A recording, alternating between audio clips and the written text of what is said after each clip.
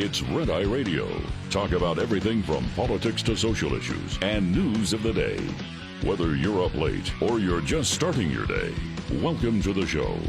From the Uniden America Studios. For Gary McNamara and Eric Harley, Dan Mandis, this is Red Eye Radio. And appreciate you listening to Red Eye Radio. Gary and Eric, they return next Sunday night, Monday morning. Always happy to fill in. It is always an honor. The phone number does remain 866-90-RED-EYE. That's 866-907-3339. Learn more about me on the socials at Dan Mandis Show. I host a morning show in Nashville, Tennessee on Super Talk 99.7 WTN. And during that show, I have a text line that I like to use for Red Eye. 615-737-9986 is that text line. So if you don't want to call in, you can chime in using the text line, 615-737-9986. A really interesting and intriguing storyline that is playing out on social media. I don't know if you saw this, but this is fascinating. President Trump and China's President Xi Jinping have been jawing at each other tonight on the socials. So I don't know if you know this, but China held this massive military parade in Beijing today, and assembled you had a lot of America's biggest and worst enemies. You've got, of course, Xi Jinping, China's president. Vladimir Putin was there as well, not to mention North Korea's president, Kim Jong-un. So you've got China's president, Xi Jinping, you got Vladimir Putin, you've got Kim Jong-un. And so, you know, those are the big three. The only one that's missing, I suppose, would be Iran. But here's the thing. You've got China putting all of this weaponry on full display. It's 80 years since the end of World War II, which, by the way, the Americans, and I'll get into this a little bit. I don't need to give you folks a history lesson. But the Americans fought along with China, the UK, the French, and the Soviet Union against, of course, Germany and Italy and Japan. And so that was World War II. And, of course, as you know, the Allies ultimately came out on top, which ended up giving China its freedom and its sovereignty from Japan, right? So that's part of this whole thing. So here we are in 2025. And by the way, that war ended in 1945. And so you've got China now here in 2025 putting all of this weaponry on full display, including, by the way, some of these rockets and missiles and airplanes and such that we haven't seen before. And one of these weapons is a laser that experts say could blind pilots and shut down electronics. So this was a pretty big deal. But clearly this was a sign of strength and unity for America's enemies. Because you've got, I mean, if you think about it, and the photos are all over the place, you've got Vladimir Putin, you've got Xi Jinping, and you've got Kim Jong-un. And they're all watching all of this weaponry in this big military parade. And so that ticked off Donald Trump, who posted on Truth Social asking Xi to please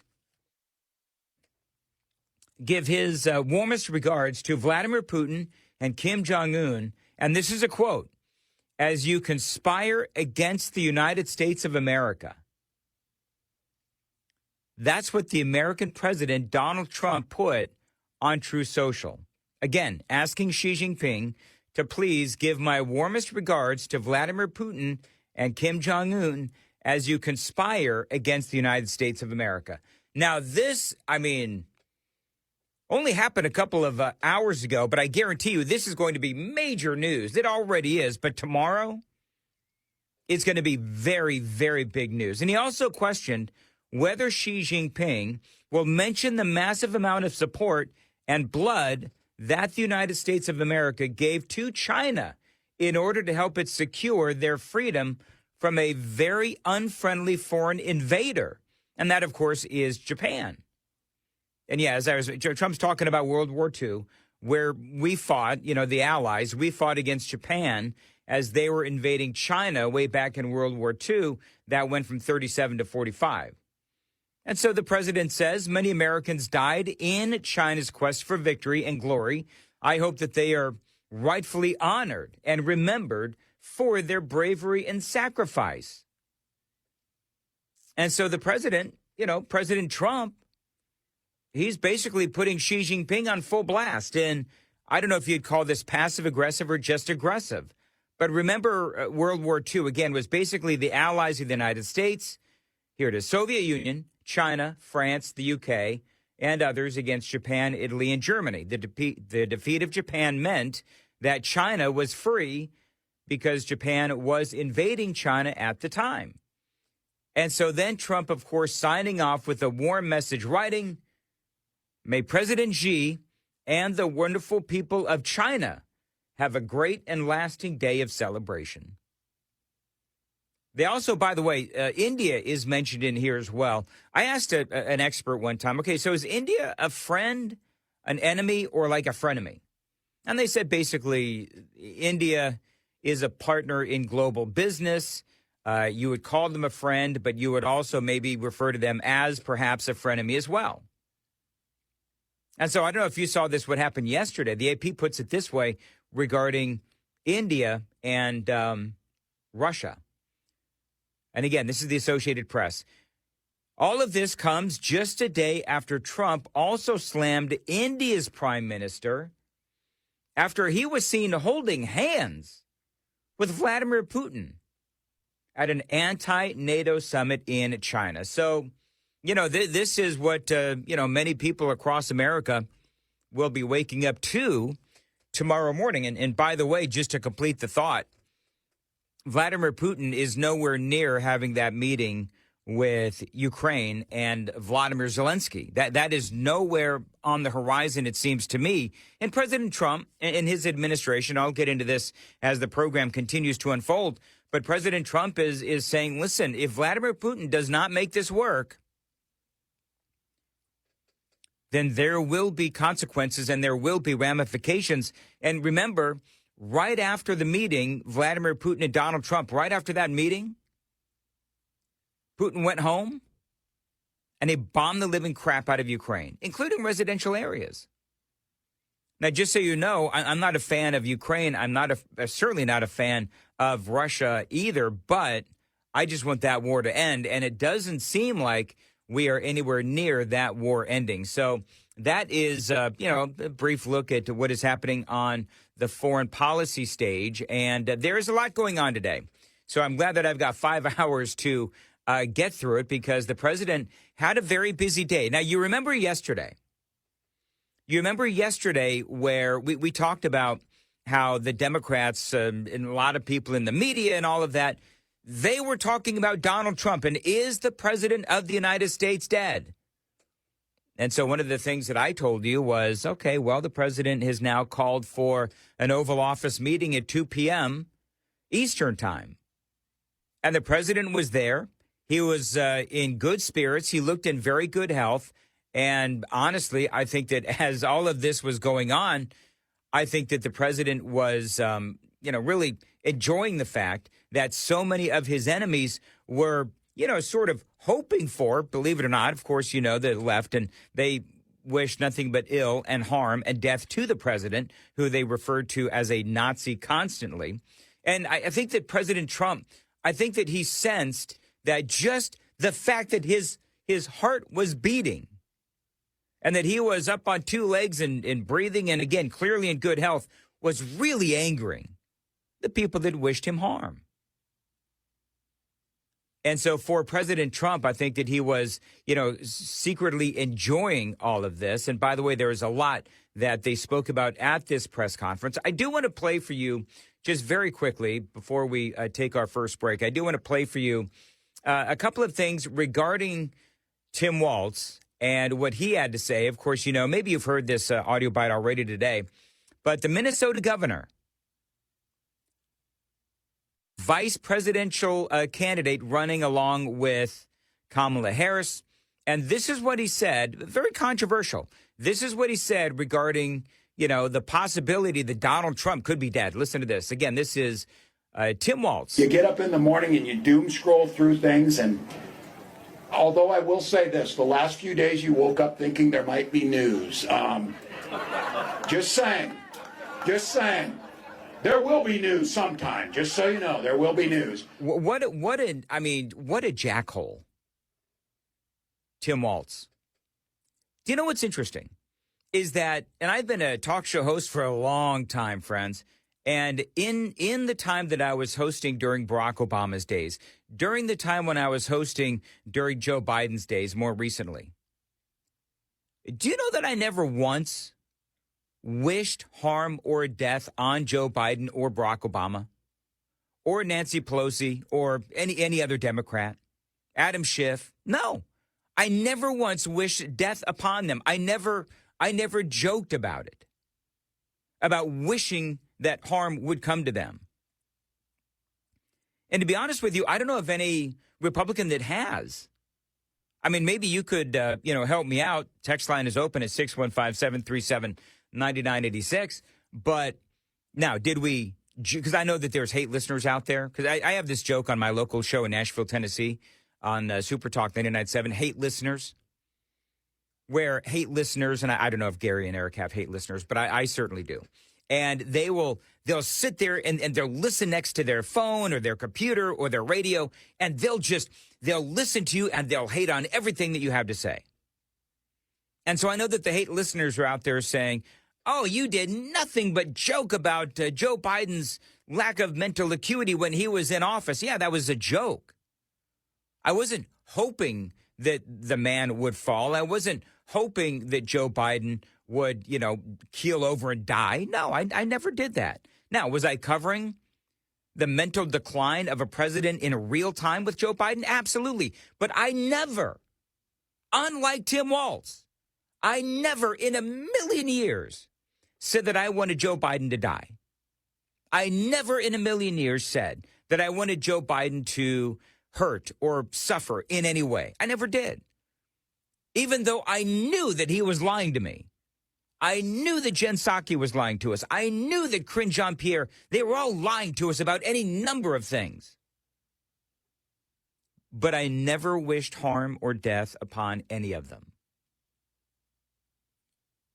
I wished them defeat in politics, absolutely. But what does that say about the Democrats? What does that say about Tim Walz and others of his ilk who clearly wish ill and perhaps death on American president? Morning, and you doom scroll through things, and although I will say this, the last few days you woke up thinking there might be news. Just saying. There will be news sometime, just so you know. There will be news. Wishing, hoping, and praying for the death of Donald Trump. Absolutely disgusting. That is Tim Walz. And I do believe that does tell you a lot about the mindset of the Democrat Party. I think that it does. When you look at where they are today, the Democrats, and you look at what they stand for, I don't really know what they stand for, except apparently hoping that Donald Trump dies at some point. I mean, even the Democrats, and maybe we can get into this, but, even the Democrats, I don't believe that they know what they stand for, except they stand against Donald Trump. But that's it. We were talking last night about how they had their big DNC meetings in Minnesota, and they couldn't come to an agreement on many policy issues. The only thing that they could agree upon was their anti-Donald Trump, their TDS. I loved what Scott Jennings had to say on CNN about Tim Walz. Much of Biden's presidency hearing, Trump supporters, more MAGA influencers kind of documenting every day, Biden stumbled on getting on the plane, or he walked a certain way, or he looked a certain way today. And now we're sort of seeing that flip on its head with Democrats taking that approach. And why did we have to document it? Because nobody else would. Hold on a second, Scott. But I'll tell you who is a complete piece of I'm going to tell you right now. Tim Walz, the governor of Minnesota, holding up a phone in front of a rally saying, Well, we thought we were going to wake up and find out the president had died. Someday it'll happen. Someday it'll happen. I used to say he was the biggest buffoon in American politics, but it's worse now. Oh, it is absolutely worse now. I mean, Tim Walz is, I would say he's the biggest buffoon in politics, but he's just maybe America's biggest buffoon overall. And you can't sit here and say, well, not all Democrats, wish Donald Trump death. Really? Well, then can I ask you a question then? Then where are the Democrats who, like you just heard Scott Jennings, a Republican, do? Where are the Democrats condemning the statements of Tim Walz? Because if they're not condemning what Tim Walz said, gleefully saying that at some point, maybe even soon, Donald Trump will be dead. And the Democrats apparently simply don't care. I mean, they probably, I know I'll say it for, many people. They agree with Tim Walz. They were disappointed that Donald Trump is still alive. But not only is Donald Trump still alive, but he is doing really well, as you can see from that press conference yesterday, which I do have a lot of audio coming up regarding that press conference. And the phone number is 866-90-RED-EYE, 866-907-3339. Text line is open as well, 615-737-9986. We'll return next. This is Red Eye Radio. Hey there, this is Hope Zavara with Mother Trucker Yoga, and here's your health tip of the day. Healthy driver, healthy diesel, powered by House. Lower back pain is one of the most common complaints amongst truck drivers, with over 50% experiencing it regularly. Let's fix that. Sit up tall in your seat, inhale and arc your lower back away from the seat, like there's a pin behind you you're trying to avoid. Now exhale, round your back and tuck your tailbone under, just like the shape of the letter C. Repeat that movement 5, 10, even 15 times until your lower back and hips start to loosen up and feel ready for the road. There you go. Small, simple changes can lead to big results so that you, my friend, can feel good again. Visit mothertruckeryoga.com and houseproducts.com for more tips and support. Get in touch with Red Eye Radio, toll free at 866-90-RED-EYE.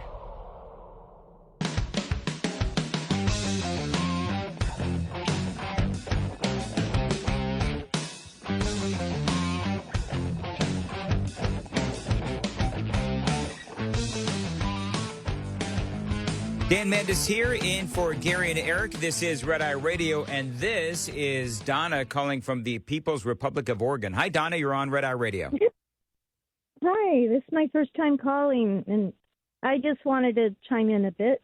Sure, go ahead. It was kind of weird because this morning when I was driving to work, I heard this on Jimmy Fallon this morning, and now I listen to you at night. But he was he shared what Tim Walz was, what you just did, shared the clip. And I was like stunned because, okay, first of all, I'm a born again Christian and, we're supposed to pray for our people in office, period. But we're not to want to do anyone harm either.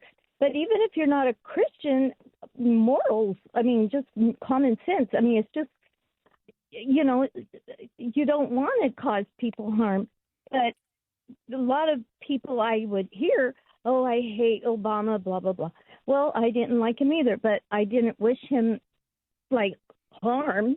Well, and Donna, Donna, one of the things that I would say is that's the difference between, I will say, Republicans and Democrats, because you've got the Democrats, and I feel like it's getting to the point now where there really is no bottom with the Democrats, right? So, number one, they'll say, Donna, I really appreciate the call, and I'm glad that you chose Red Eye Radio to be the first time you call in and to a radio show. But what I would say is the Democrats, there is no basement for them.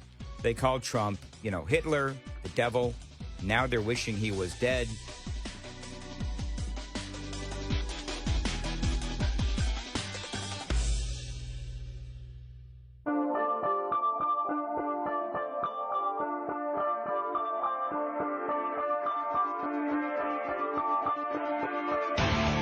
Red Eye Radio from the Uniden America Studios.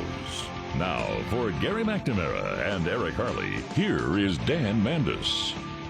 866-90 Red Eye is the phone number, 866-907-3339. I've got a text line that I use for the national show when I'm filling in for Gary and Eric. They return, by the way, next Sunday night. Monday morning, I host a morning show in Nashville, Tennessee, and that text line, if you don't want to call in, you can chime in using the text line at 615-737-9986, and people from all over the country chiming in this morning. I'll be reading some of your texts here in a little bit.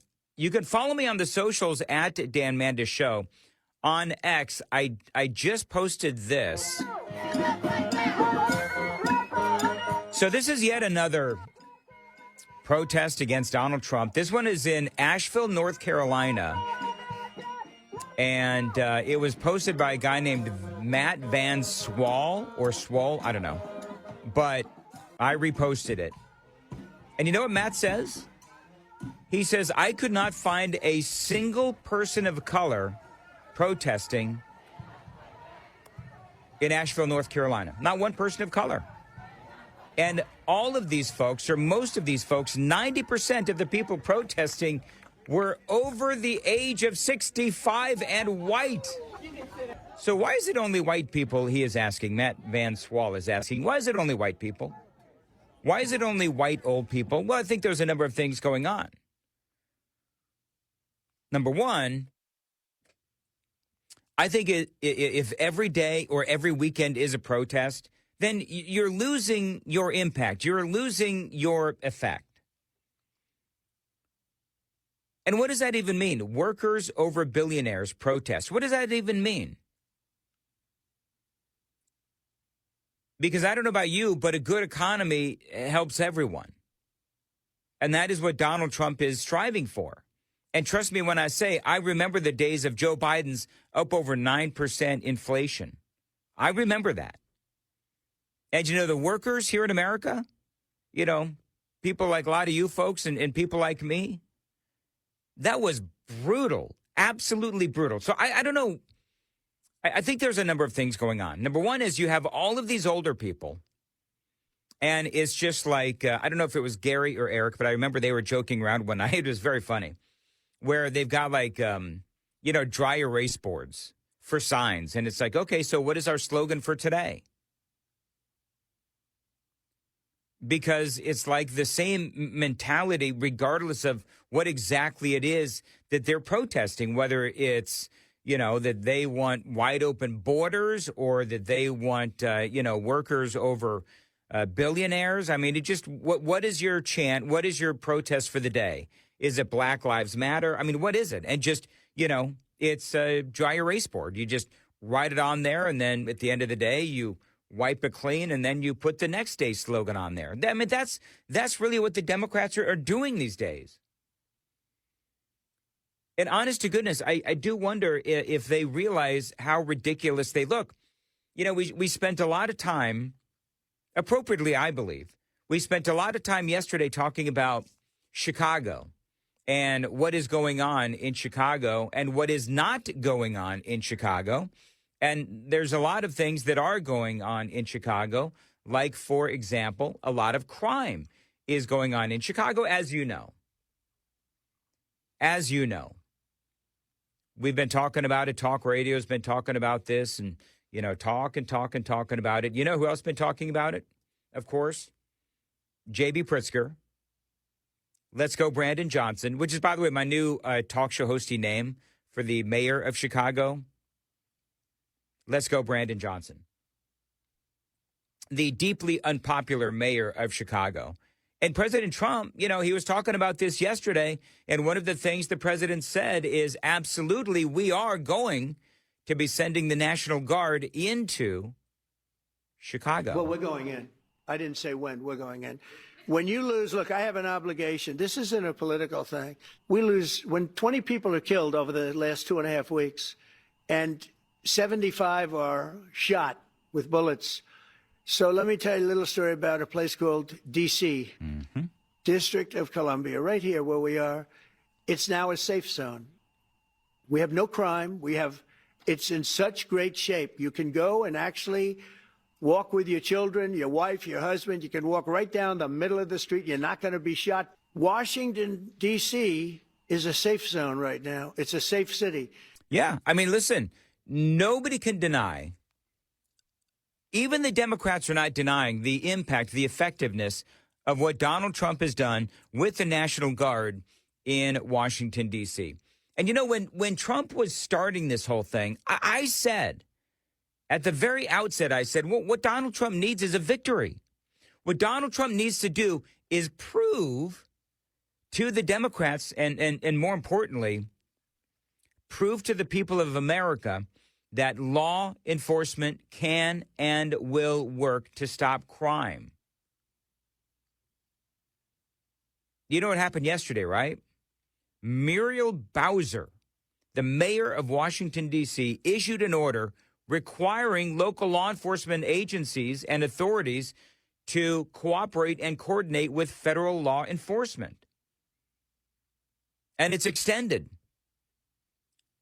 So the bottom line is she is essentially saying, you know what, we are going to continue to do this because it is working so well. There is no expiration date.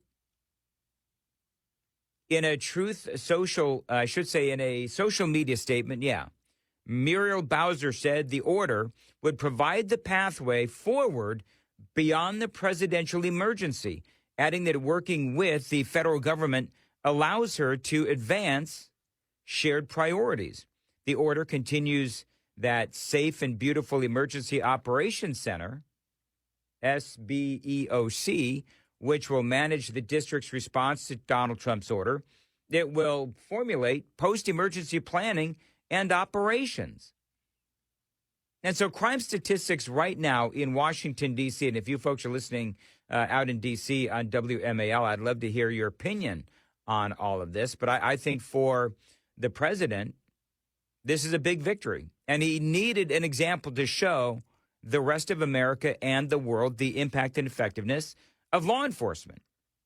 I mean, I have heard from people out in Washington, D.C., and they are telling me that the difference is absolutely amazing. And we don't have a crime problem in Washington anymore. And the mayor has been very helpful, and the police commissioner has been very helpful, and it's been a great team. And I would love to have Governor Pritzker call me. I'd gain respect for him and say, we do have a problem, and we'd love you to send in the troops because you know what? The people, they have to be protected. And so I'm very proud of Washington. It serves as a template, and we're going to do it elsewhere. But Chicago is certainly going to be high. I would love to have him call. I would love the governor of Illinois. I'd be honored to take his call. Mm-hmm. All he has to do is say, sir, we need help. It's out of control. And everyone knows it is. He's not kidding anyone. Yeah, one of the things that people have been talking about is the fact that you have the Democrats, and this is basically what they do. They gaslight, right? Now, I don't believe that J.B. Pritzker is going to pick up the phone and call Donald Trump. I don't. It'd be nice if he did, but he's not going to. As a matter of fact, one of the things that they're talking about is if Trump decides to go into Chicago, then what legal recourse does J.B. Pritzker has? Can he, find a favorable judge who's going to decide in his favor somehow they can ban Donald Trump's use of the National Guard in the city of Chicago? Doesn't really surprise me that that's what they're going to do because they're not interested in saving lives. I talked about that yesterday. Over Labor Day weekend, Donald Trump, I think he just said 9 were killed. I've got 8 people killed. I have no idea. But you had a whole bunch of people killed in Chicago over that 3-day period of Labor Day weekend, and that is a lot. Both Fox News and CNN, they went out and they spoke to the fine people of Chicago. We've got some of that audio coming up, but they sound scared, the people of Chicago. They sound scared. They sound dejected. They sound like they would rather be anyplace else but where they live because it's not safe to go outside. And then Donald Trump started talking about the governor for the state of Maryland. I would love to have, I would say, Governor Moore call, because I watched him over the weekend trying to explain that Baltimore, what they need is housing. No, they don't need housing. They need to get rid of the criminals. These are hardcore criminals. You know, we took many people off the streets of Washington, D.C. They're hardcore. They're not going to be good. In 10 years, in 20 years, in 2 years, they're going to be criminals. They were born to be criminals. Yep. Frankly, they were born to be criminals, and they're tough and mean, and they'll cut your throat, and they won't even think about it the next day. They won't even remember that they did it. And we're not going to have those people. Washington, D.C. is now a safe zone. It's a safe place. Don't you love that Donald Trump, he is just so willing to just speak the truth. And that's one of the things, obviously, that a lot of people like about Donald Trump. But you heard me mention the people of Chicago. If you would like to follow me on X, you can, at Dan Manda Show. But you talk about the celebrations that are going on right now in Washington, D.C., as you've got all of these people, especially a lot of black folks in Washington, D.C., who are celebrating, including the mayor, Muriel Bowser, and the police chief, whose name I can't remember. There's a lot of people celebrating in Washington, D.C., talking about how it's gotten better. And so Fox News went out and they spoke to some people in Chicago who have been watching the success of Washington, D.C., which this is exactly how the whole thing was supposed to go down. Trump was going to use the example of Washington, D.C. to sell the National Guard to make cities safer across the country. Yet you've got Let's Go Brandon Johnson, the mayor, and you've got J.B. Pritzker, the governor of Illinois, and they have absolutely no interest in listening to these people. It's just getting worse and worse every day. Every day, you know, the local media, sometimes they report the crime for one day, and that's it. So it's just gone from bad to worse to disastrous. No one really feels safe. It's impossible to feel safe in a city like this, especially with the leadership we have. No, I don't feel safe at all in the age I'm in right now. And I got 3 girls.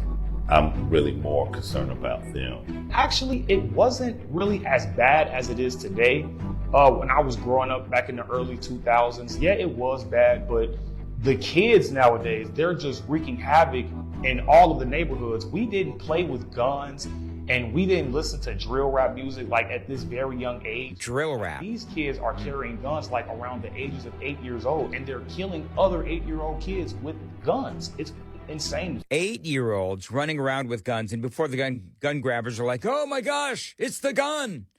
No, it's the parents of those 8-year-olds. That's the problem. So yeah, that is J.B. Pritzker's and Brandon Johnson's Chicago. But the governor says, oh, no. We're absolutely not going to allow the National Guard to come in. This is part of what he said earlier today. This is J.B. Pritzker. I have to deal in facts, and here they are. Crime is down in Chicago. Murders are down by almost 50% in the last 4 years. Shootings are down 57%. Robberies down 34%, burglaries down 21%, motor vehicle thefts down 26%. One violent crime is too many, and we have more work to do. But we have made important progress on safety that Trump is now jeopardizing. Can I ask a question? So how is Donald Trump jeopardizing safety when he wants to bring in law enforcement officers? How is Donald Trump jeopardizing whatever progress J.B. Pritzker claims to have made? How can Donald Trump threaten that with more law enforcement? It just doesn't make any sense. Oh, and by the way, a lot of people are questioning J.B. Pritzker on his notion that Chicago has seen and Illinois has seen safer communities as of late. We'll talk about that next on Red Eye Radio. Lines open for your calls. 866-90-RED-EYE on Red Eye Radio.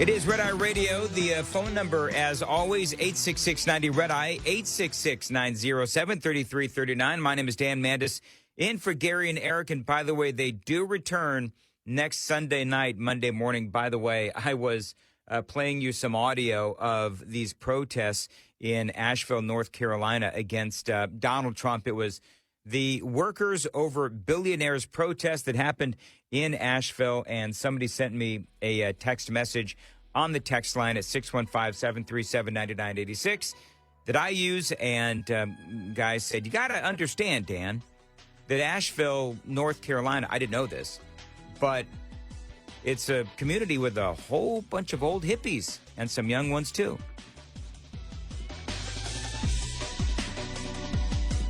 Top of the Hour News is brought to you by House Products. Visit houseproducts.com.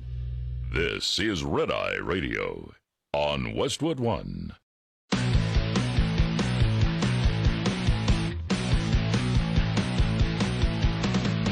Now, it's Red Eye Radio.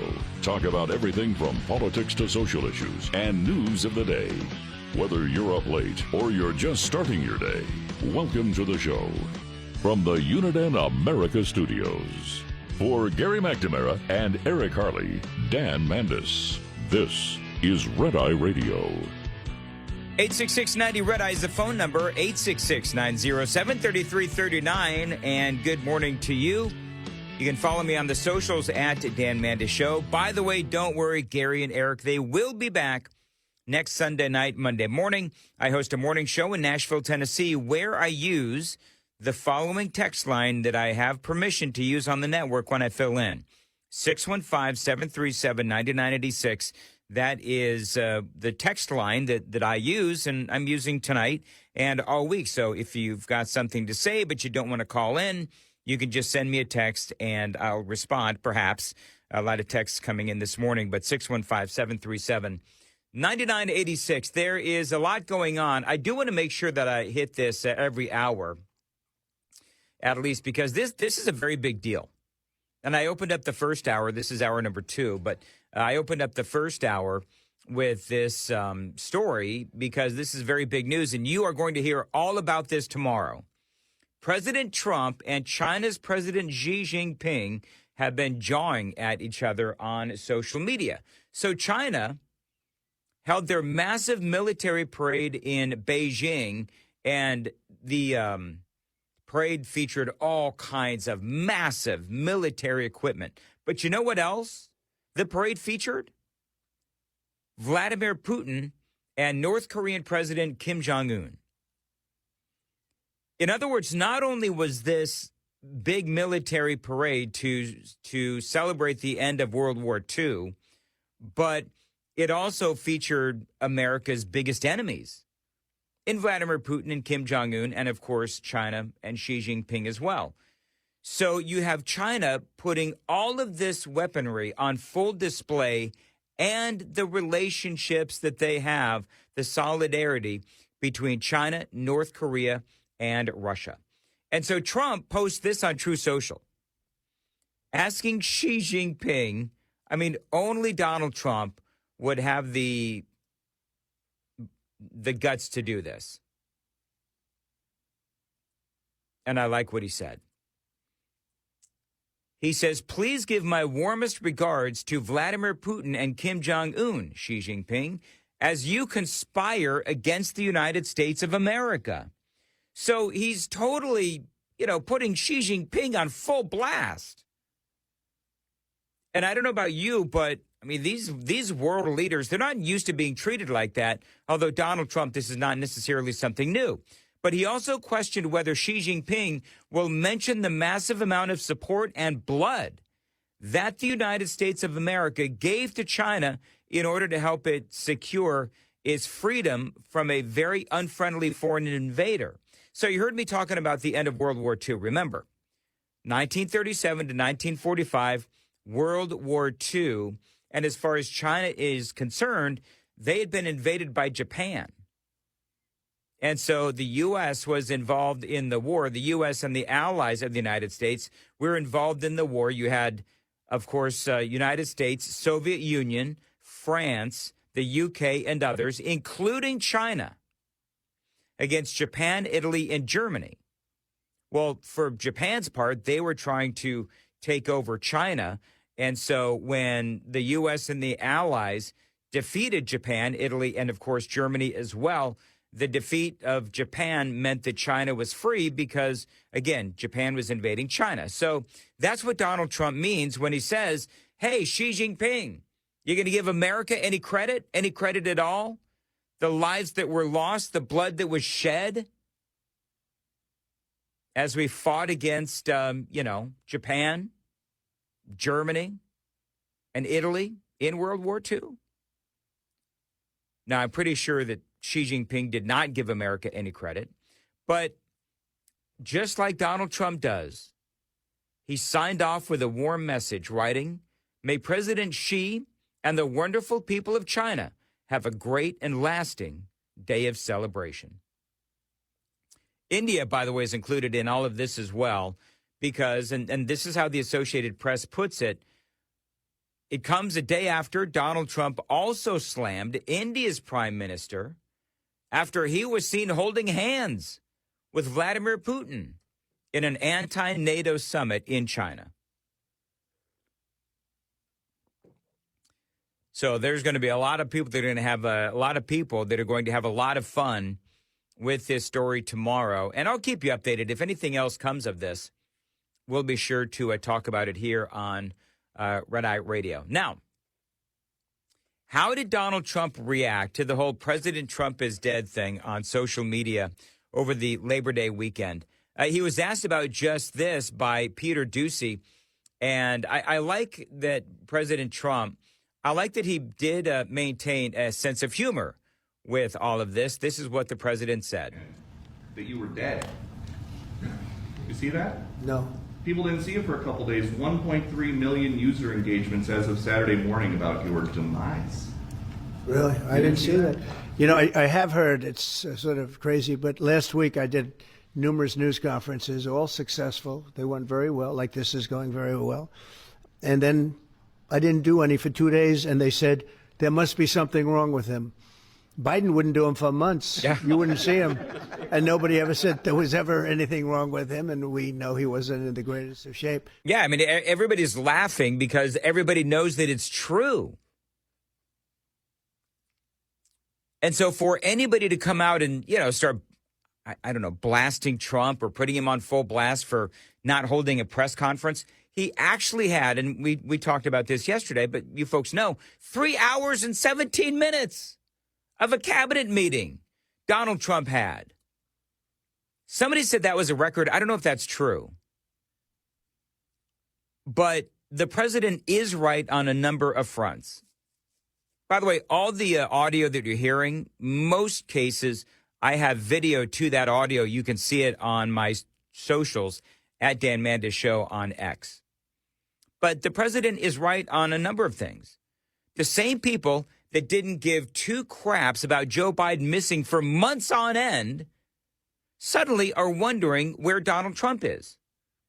After not being seen for a couple of days, really?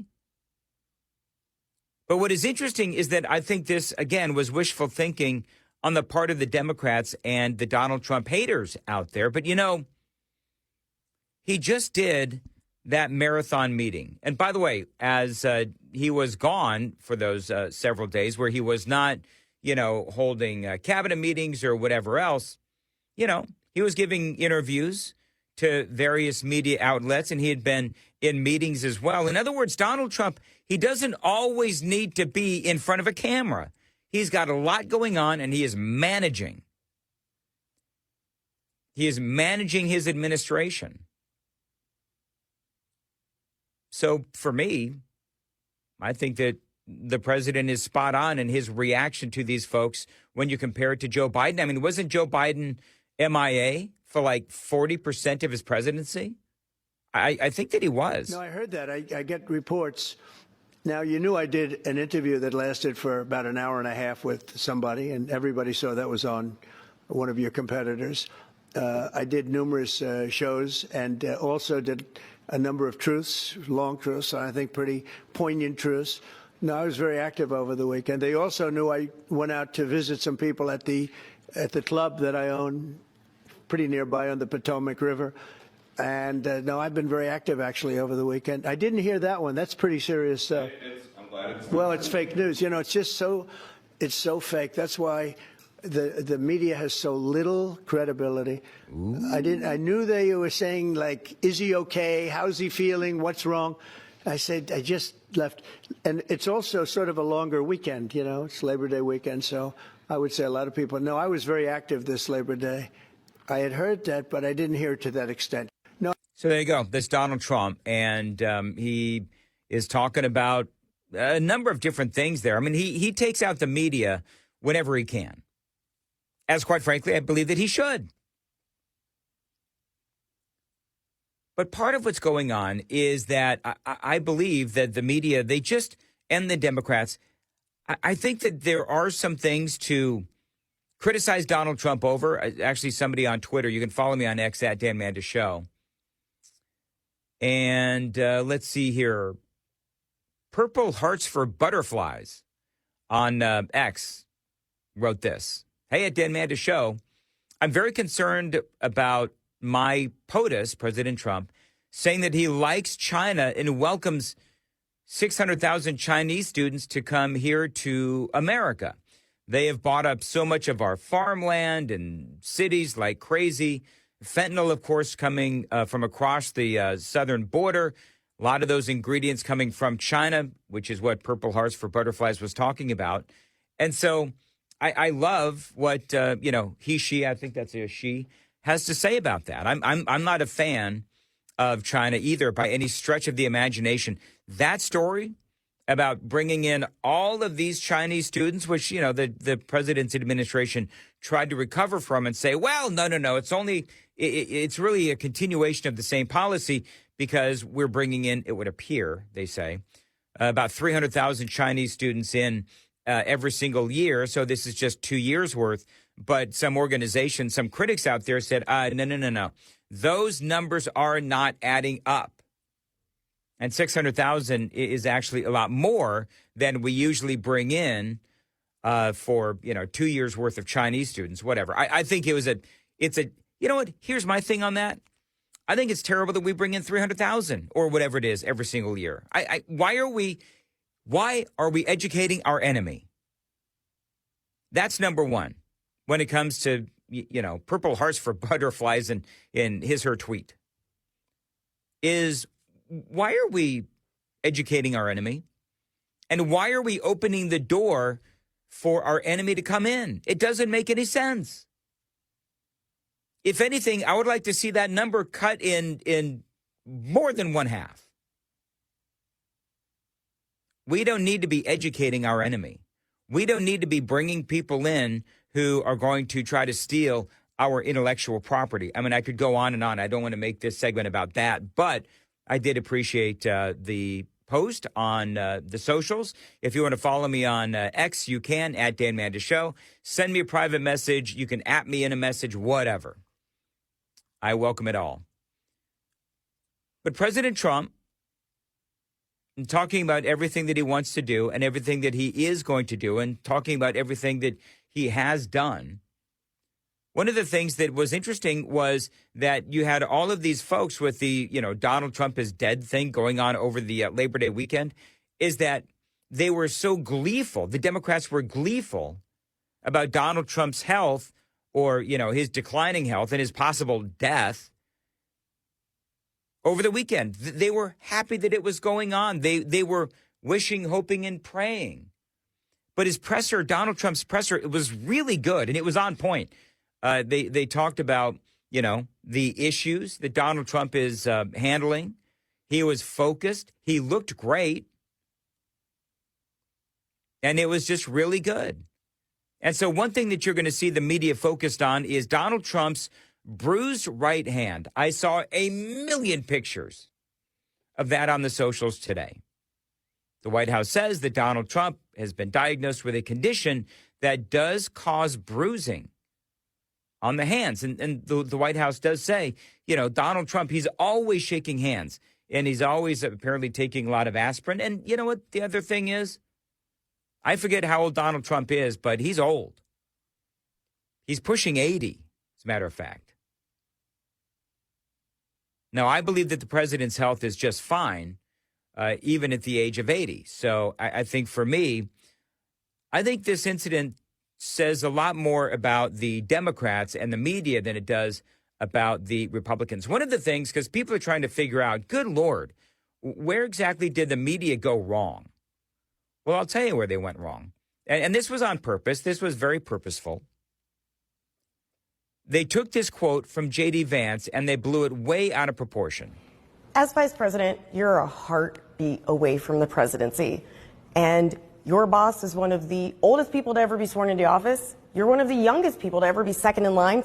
Are you ready to assume the role of commander-in-chief? And why should Americans trust you to lead the country?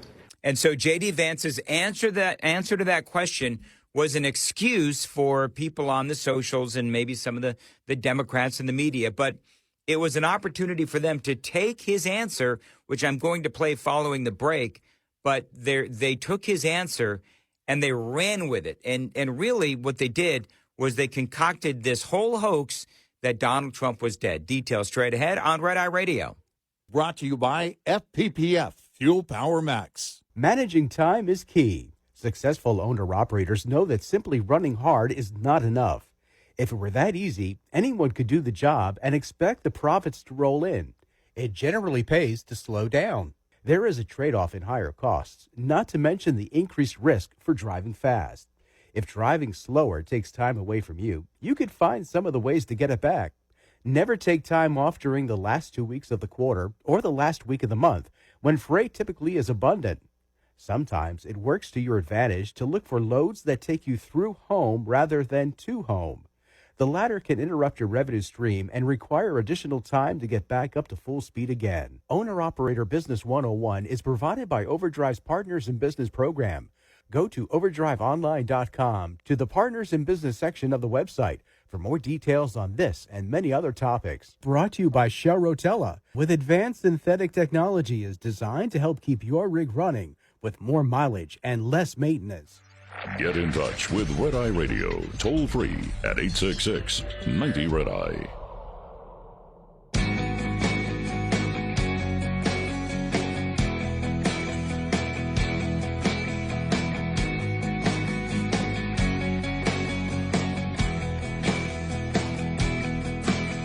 It's Red Eye Radio.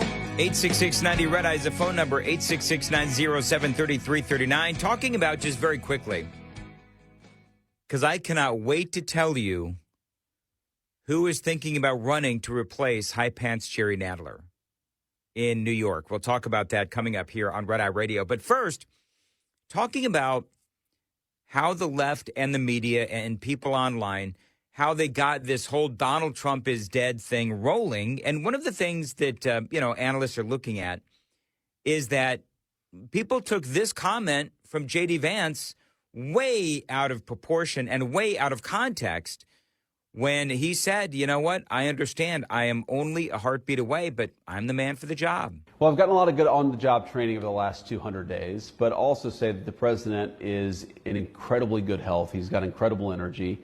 And while most of the people who work around the president of the United States are younger than he is, I think that we find that he actually is the last person who goes to sleep. He's the last person making phone calls at night.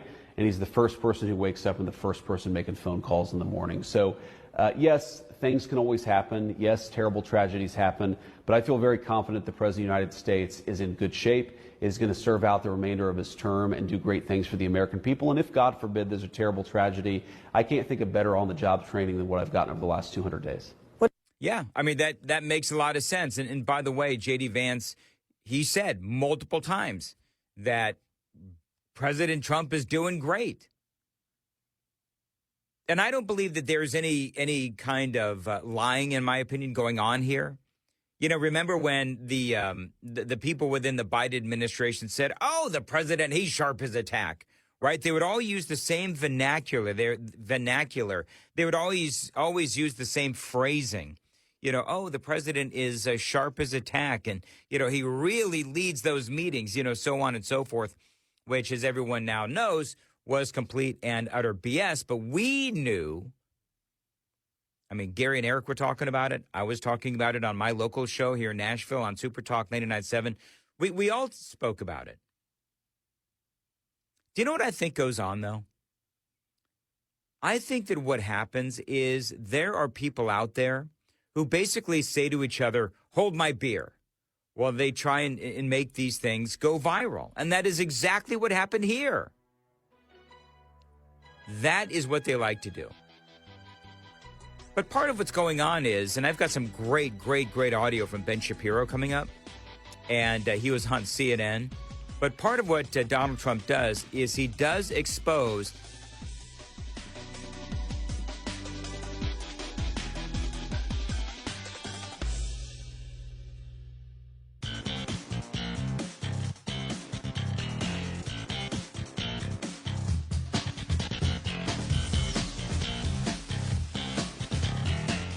Red Eye Radio from the Uniden America Studios. Now, for Gary McNamara and Eric Harley, here is Dan Mandis. And the phone lines are open at 866-90-RED-EYE, 866-907-3339. Dan Mandis again in for Gary and Eric using my text line for my local show here in Nashville, 615-737-9986. If you want to text the studio, I am watching a whole bunch of text messages come in from Arizona, New Mexico, of course, where I live in Tennessee, as well as Florida, just all kinds of text messages coming in, and I very much appreciate it. So one of the things that President Trump has been doing, and it's really a masterclass in how to define your opponent. One of the things, and if you know anything about politics, and I know a fair amount, but one of the things that they like to do is you have to obviously define yourself, but you also have to define your opponent. And Trump is doing just that by basically, it's like a ventriloquist. The Democrats will do anything Donald Trump wishes them to do. For example, and I talked about this the other night, you've got the city of Memphis, where I live in Tennessee. The city of Memphis is several hours to my west, and it is a horrific city. It really is a horrific city. And a lot of people would say that it's worse than Chicago. So why did Donald Trump then decide that he was going to send the National Guard, or at least talk about sending the National Guard into the city of Chicago, when he knows that he's going to have a lot of pushback, whereas in my state of Tennessee, you do have a conservative state legislature, and you've got a Republican governor? Well, it's because Donald Trump is trying to define his opponent. He does that by putting them in a position where they can either agree with him and have him send in the National Guard because Chicago does have a lot of crime problems, or they would fight him at every turn. And, of course, you know what they do, because I've been playing you the audio, and Gary and Eric, and we've all been talking about this for a long time. They are fighting Donald Trump at every turn, basically gaslighting the American people when they say, oh, well, crime is not that bad in Chicago, and we don't need the National Guard. When everyone knows that, yeah, the crime in Chicago is actually really bad. Ben Shapiro, of course, you know who Ben Shapiro is, and talk show host and TV personality and so forth. And he was on CNN with Abby Phillips' show. He had a great point. President Trump does have a habit of wrong-footing his political opponents in a unique way on this sort of stuff. There were 574 murders in Chicago last year. And you can make the argument, I think a plausible argument, that National Guard troops should not be on the ground enforcing crime, both legally and just as a matter of general policy. But if the position you end up taking is that there is no serious crime emergency in Chicago on a rhetorical level, not on a legal level, on a rhetorical level, or you make the case that actually crime in Chicago just isn't that big of a deal, which seems to be the mistake that many Democratic politicians are making right now, Trump is going to win that battle all day long. I mean, I hear you, but I also think there is the rhetorical level, which we could focus on. But I mean, I also want to focus on the reality, like the actual things that are happening. And even to that point, I mean, voters are not, I think we treat voters as stupider than they are. Wow. So that's Abby Phillip. And she is saying, you heard what Ben Shapiro had to say. And basically what Abby Phillip is saying is that the American voters are smart enough to say, well, we know that crime is an issue. We just don't like how Donald Trump is dealing with it by sending in the National Guard. Now, here's the thing. To Abby Phillip's point, she is the host of the show. To Abby Phillip's point, listen, I think that Donald Trump, as you know, he got a lot more of the, I'm just going to have to air quote this, and I hate this because I don't think that black folks, you know, they're not a monolith. They don't all vote the same way, obviously. But Donald Trump got more support from the black community than he did in his previous two elections in November of last year. With the president trying to save black lives in places like Chicago and eventually Memphis, who knows where he's going to, you know, send some of these National Guard troops. But as the president does try to save black lives, I believe that the black community is going to reward Donald Trump because, and just go on the internet, man. Go on the internet and see all of the black people that are posting, that are saying, thank you, Donald Trump. I live in Washington, D.C., and now I can take my dog for a walk and I don't feel like I'm going to be shot. I can drive with my windows down and not worry about being carjacked. I can actually live in Chicago and go outside without fear of being gunned down. At the same time, you also have people in places like Chicago, places like Memphis, from black people, white people, Asian people, Hispanic people, all people saying, please help us in our city. So to Abby Phillip's point, I believe that there will be, and I understand Donald Trump is not running for re-election, but you know who will be running for the presidency in a couple of years? That J.D. Vance guy, who is doing an excellent job at selling what Donald Trump is doing. But, you know, J.D. Pritzker, he doesn't seem to understand what is happening. J.D. Pritzker knows really there's only one way to handle Donald Trump, and that is by resisting everything that the man does. Earlier, I was playing you some audio of what is going on in Chicago with Daley Pritzker, with, I should say, Governor Pritzker, J.B. Pritzker, and where he's been saying that crime is down in Chicago. And one of my questions that I have is, do you believe the stats? I'm going to play this again real quickly. This is J.B. Pritzker, and he is talking about how, you know, really, Donald Trump does not need to send in the National Guard because it's just not needed. The crime isn't really all that bad in Chicago. I have to deal in facts, and here they are. Crime is down in Chicago. Murders are down by almost 50% in the last 4 years. Shootings are down 57%. Robberies down 34%. Burglaries down 21%. Motor vehicle thefts down 26%. One violent crime is too many. And we have more work to do. But we have made important progress on safety that Trump is now jeopardizing. Yeah, so that is J.B. Pritzker. But do you believe his stats? See, I don't really know who to believe anymore at this point. You know, remember that when Trump went into Washington, D.C., we heard a lot of people saying the same thing as J.D. Pritzker, right? Oh, crime is down and we don't need this and all of that nonsense. Then you find out that officials in Washington, D.C. were trying to obfuscate what was really going on in Washington, D.C., where they were trying to hide the data. They were trying to hide or manipulate the statistics. Well, the same thing could be happening in Chicago. Chicago is one of the most corrupt places in the United States. Here's what we do know. We do know that they don't always report the crimes to the FBI. which is how they compile the stats. So that's number one. If it looks like, and the governor is saying, oh, well, crime is down in Chicago, is it because you're not reporting the crimes to the FBI? Could that be the problem, J.B. Pritzker?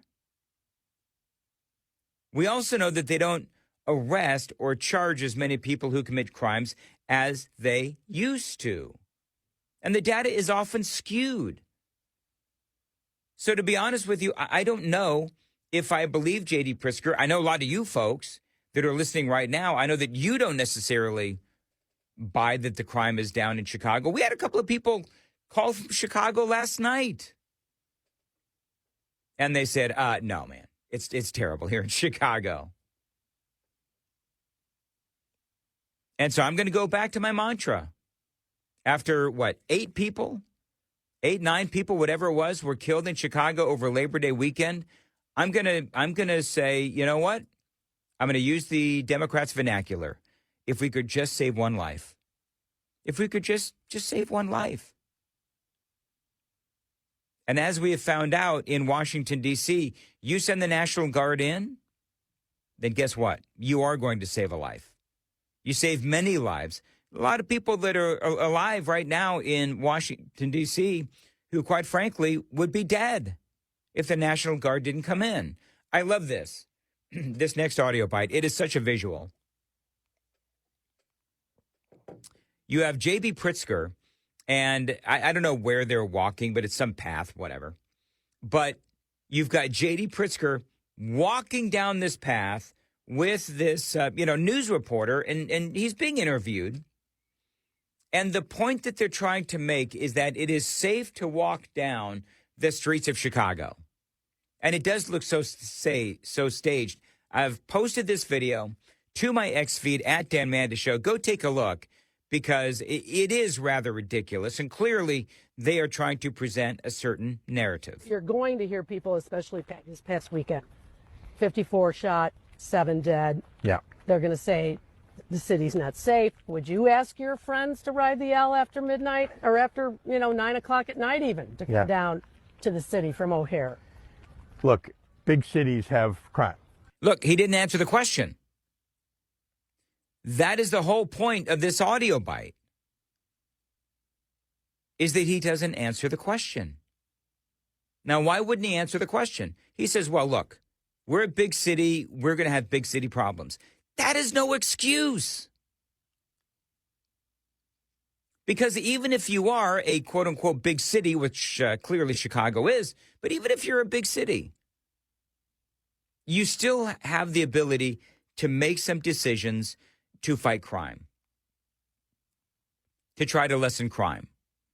And you've got the short-term solution and the long-term solution. The short-term solution, get more cops out on the street. Make more of a presence of law enforcement. And then the longer-term solution, you got to work on your schools and you got to, maybe encourage more of these kids that are malcontents to go to trade school. You've got to get the guns away from the 8-year-olds, which is also happening in Chicago. But I love the fact that the news anchor says, listen, you're talking about how crime isn't really all that bad in Chicago.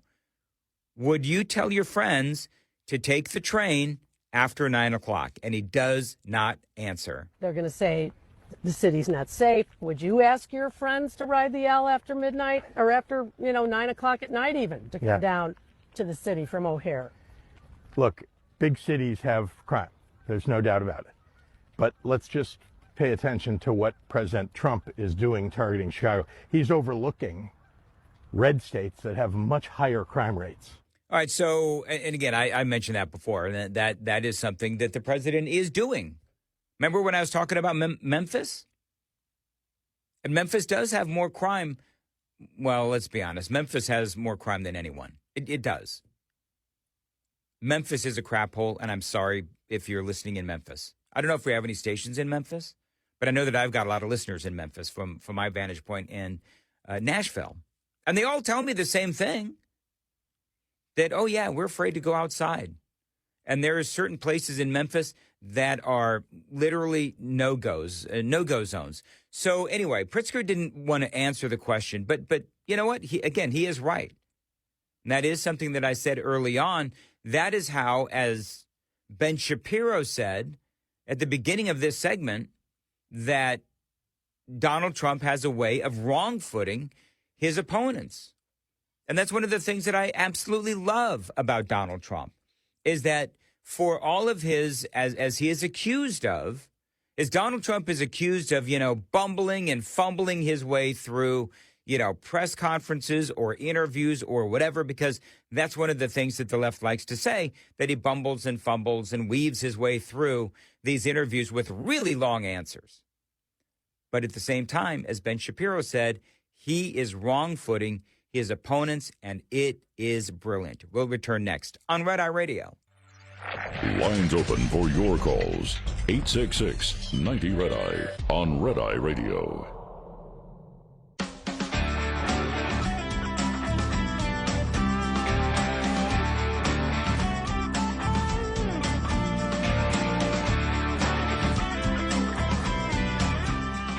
Red Eye Radio, 866-90-RED-EYE. By the way, we did some fun on my local show in Nashville, Tennessee. You can watch it and listen. Find us on YouTube and Facebook and everywhere in between at Super Talk 99.7. But we had some fun yesterday. People, I don't know if you know this, and you folks in Chicago probably do know this, but that they call Chicago Chirac, right? Because, it's like Iraq, a lot of violence and so forth. So I said, what do we call Memphis? And we decided to call Memphis Memphganistan. Memphganistan, because of all the violence there, too. Do you know that people have said, and we like to pick on Memphis. If you're in Nashville, you like to pick on Memphis. But I don't know if the people of Memphis actually find that funny, but we do here in Nashville, even though, trust me, we have our own problems as well. Got a lot more straight ahead on Red Eye Radio.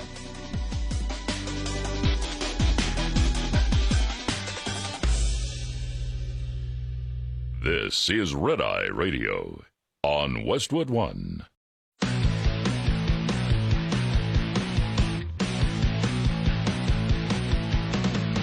Now, it's Red Eye Radio. Talk about everything from politics to social issues and news of the day. Whether you're up late or you're just starting your day, welcome to the show. From the Uniden America Studios. For Gary McNamara and Eric Harley, Dan Mandis, this is Red Eye Radio. And the phone number remains the same, 866-90-RED-EYE, 866-90-RED-EYE. Gary and Eric, they will return next Sunday night, Monday morning. Always appreciate your calls. And by the way, I am a morning show host in Nashville, Tennessee on Super Talk, 99.7 WTN. I'm using my text line that I use for my morning show. So if you don't want to call in, you can always chime in with the text, 615-737-9986. Send me a text, and I'll read it. It may even reply if I have time, by getting a lot of text messages in, and I very much appreciate it. One of the things that Donald Trump did on Tuesday is he held a press conference in the Oval Office. Have you seen the video where Donald Trump obliterates a Venezuelan cartel boat? That was one of the things that he spoke about earlier today, Tuesday, where you've got this cartel boat that apparently belonged to Trinidad de Aragua, outside of out of Venezuela. And to describe it, by the way, if you want to see the video of the cartel boat getting obliterated, go to my social media. Go to X. Follow me on X. A lot of the audio that I'm playing, there's video to go with it, and it's all at my social media on X at Dan Mandis Show. But the United States conducting a deadly military strike. Apparently, they had 11, according to the Trump administration, they had 11 Tren de Aragua gang members on the boat as well. So you got, I'm assuming if it's a cartel boat, then you've got a bunch of drugs on the boat. You've got a whole bunch of bad guys on the boat, and they just got torched. This is from the Associated Press. The U.S. president said 11 people were killed in the strike in international waters. Secretary of State Marco Rubio describing the lethal strike as taking place in the southern Caribbean against a drug vessel which had departed from Venezuela. Now, this is the way they frame this. The use of military force against Latin American drug cartels represents a significant escalation by the Trump administration and could have serious implications for the region. I would have to ask this question. Why is that considered a significant escalation? I mean, if Venezuela, just think about this. If Venezuela is sending drugs via boat to our country, along with a bunch of Tren de Aragua gang members, then don't we have every right to blow it the hell out of the water? I mean, don't we? I mean, if you or I, let's put it another way. If me or you were in charge of the military and in charge of the country, if we were kings for a day, if we were president for a day, and they come to me and they say, sir, we have a boat speeding towards America. It's got drugs on it and a bunch of gang members. What should we do? Common sense will tell you that you blow it out of the water. Right? So apparently now people are panic-stricken over this. I really don't know why. You know, Donald Trump likes to, joke about the panicans. There's a lot of panicans being panicky about why Donald Trump has escalated this. The reason why Donald Trump has escalated this is because we still have China sending the ingredients to fentanyl into Mexico, where it's being put together in Mexico or wherever, and it's coming into our country. That is one problem that we do still have. You know, we've got the illegal alien problem pretty much stopped now at our southern border, but apparently the drugs are still able to get in. The president saying this earlier this morning, on my orders, U.S. military forces conducted a kinetic strike against positively identified Tren de Aragua narco-terrorists in the Southcom area of responsibility, the president says. TDA is a designated foreign terrorist organization operating under the control of Nicolas Maduro, responsible for the mass murder, drug trafficking, sex trafficking, and acts of violence and terror across the United States and the Western Hemisphere, Donald Trump posted on Truth Social. And I love what he said. He wraps it up by saying, listen, let this be a notice. Please let this serve as notice to anybody even thinking about bringing drugs into the United States of America. Beware, the president wrote. And he said a lot of good things in the press conference yesterday. We just, over the last few minutes, literally shot out a boat, a drug-carrying boat, a lot of drugs in that boat. And you'll be seeing that and you'll be reading about that. It just happened moments ago. And our great general, head of the Joint Chiefs of Staff, who's been so incredible, including what took place in Iran, knocking out potential nuclear power for a long time to come. I think within a month they would have had it if we didn't do what we did. But he gave us a little bit of a briefing, and you'll see. And there's more where that came from. We have a lot of drugs pouring into our country, coming in for a long time. And we just, these came out of Venezuela and coming out very heavily from Venezuela. A lot of things are coming out of Venezuela. So we took it out, and you'll get to see that after this meeting is over. So that is Donald Trump. And so now you have Nicolas Maduro, who is freaking out. Maduro is freaking out because he thinks that Donald Trump is going to basically storm Venezuela. and maybe try to take him out. I don't know if that is reality, but the reality is that Nicolas Maduro, he did empty his prisons, and he did send his bad guys in Tren de Aragua into our country. Now, I'm not into regime change. I'm just letting you know. I'm not one of those regime change people. But I am all about doing whatever we can to protect the American people. You know who else is? Marco Rubio. The president is going to be on offense against drug cartels and drug trafficking in the United States. It destabilizes not just the country, but the entire Caribbean basin. These particular drugs were probably headed to Trinidad or some other country in the Caribbean, at which point they just contribute to the instability these countries are facing. So the president's been very clear that he's going to use the full power of America, the full might of the United States to take on and eradicate these drug cartels, no matter where they're operating from and no matter how long they've been able to act with impunity. Those days are over. Love it. Those days are over. Marco Rubio. And you know what? Hopefully we continue. I think that things like this, I think that the Trump administration is on the right track. By the way, Marco Rubio, just so you know, Secretary of State, he's in Mexico, and he's going to be talking to Mexico about more cooperation in taking out the cartels. Remember, Donald Trump has military stationed in the Caribbean, and Venezuela's president thinks Donald Trump is actually going to invade Venezuela. I don't know if that's in the works. I have no idea. But I think Trump most certainly is trying to scare the living crap out of them. And so I think what Donald Trump is trying to do is exactly what he did do, which is he's trying to intercept the drugs and the gang members that are trying to boat their way into our country. So now Marco Rubio is having conversations with all of these leaders about the drugs and the cartels.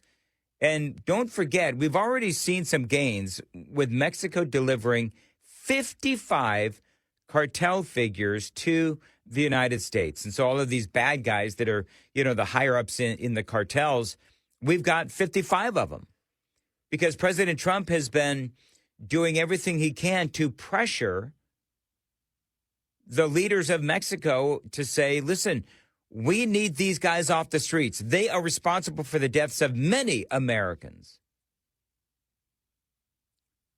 This is from the Associated Press. Despite American officials singing her praises and constantly highlighting collaboration between the two countries, Trump glibly said last month that Mexico does what we will tell them to do. And he's talking about the president of Mexico. By the way, the State Department has said that Rubio, who has already traveled twice to Latin America and the Caribbean this year, would focus on stemming illegal immigration, combating organized crime and the drug cartels, and countering what the U.S. believes is malign Chinese behavior in its backyard. So I think the president is doing everything that he wants to do and everything that he needs to do to keep the American people safe. The phone number is 866-90-RED-EYE, 866-907-3339. That is the number. And this is, let me do one thing here. And Greg is calling from Chicago on Red Eye Radio. Hey, Greg, go ahead. Hi, Dan. How are you? I'm good. Being from the area, you know, in the suburbs and stuff like that, in Chicago, I mean, one thing you have to remember is that you're not going to get an honest story out of the press, for one. You're just not. They're not going to be critical. Second of all, when the governor says that crime may be down, he may be looking at murder statistics down from this year from last. But if you were to go back and look, and there's statistics out there, I know you know how to look at them too. Yep. From 2016 until now, you can see that during that time, you had three different mayors. You had Rahm Emanuel, you had Lori Lightfoot, now you have Brendan Johnson. You will find ranges of murders. I mean, people shot and killed in the 800s, and then it went down into the 600s and 500s. So in 2016, I think it was like 800. Mm-hmm. And then crime was addressed, dropped into the 500s. That's not I guess that's progress when you look at a number, but it's not progress when you look at humanity. No, And it's then you go into still the that's still a lot of people, and Greg, a lot of innocent people who get caught in the crossfire because these gangbangers, they don't know how to shoot. That's and that's exactly the point. Just because you drop, let's say, 200 murders in a year in a city, that's not something to be applauded when you're in the 800 range. You should be focusing on zero. Yeah. And you should be focusing on educating your children. And then you go into the COVID years, it went back up to 800. Then you get out of the COVID years, it goes down to 700. And now I think we're down into the 600s. Maybe this year we may be down back to 500. That's not progress.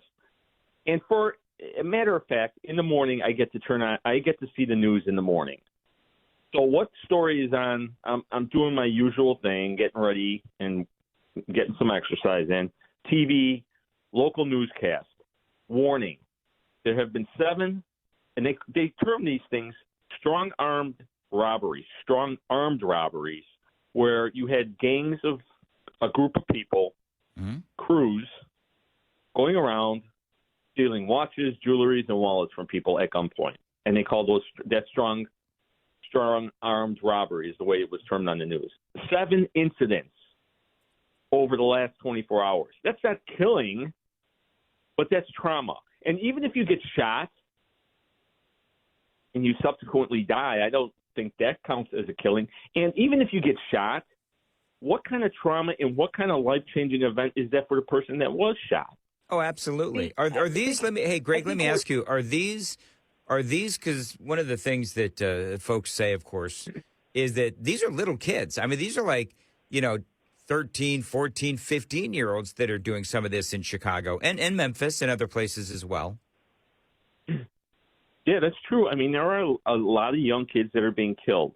And that's the tragedy of it, because if the schools were actually educating people and actually focusing on getting children prepared for later in life to pursue a solid citizenship and lead the country, things would be much different if we were all pulling together.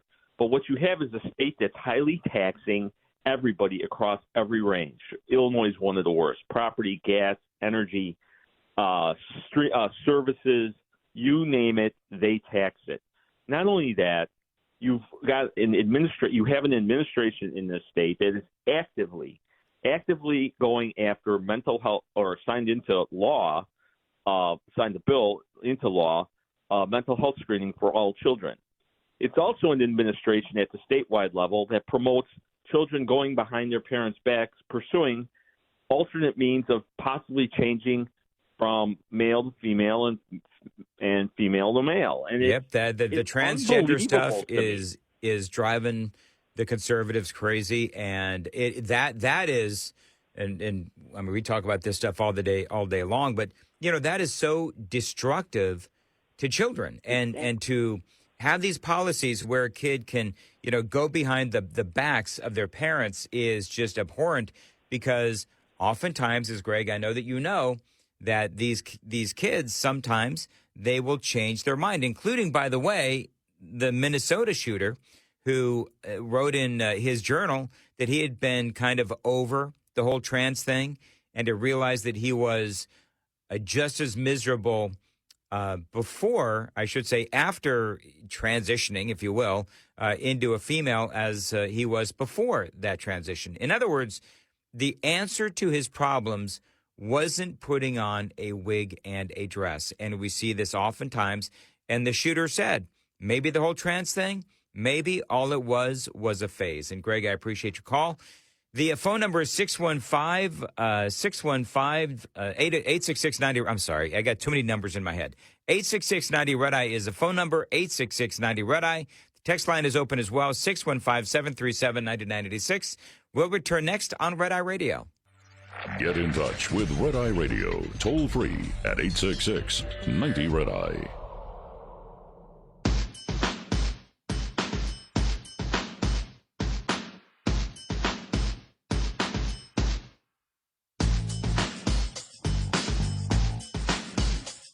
Red Eye Radio, 866-90-RED-EYE is the phone number. That is where we find Ken. Thanks for calling Red Eye. Ken, go ahead.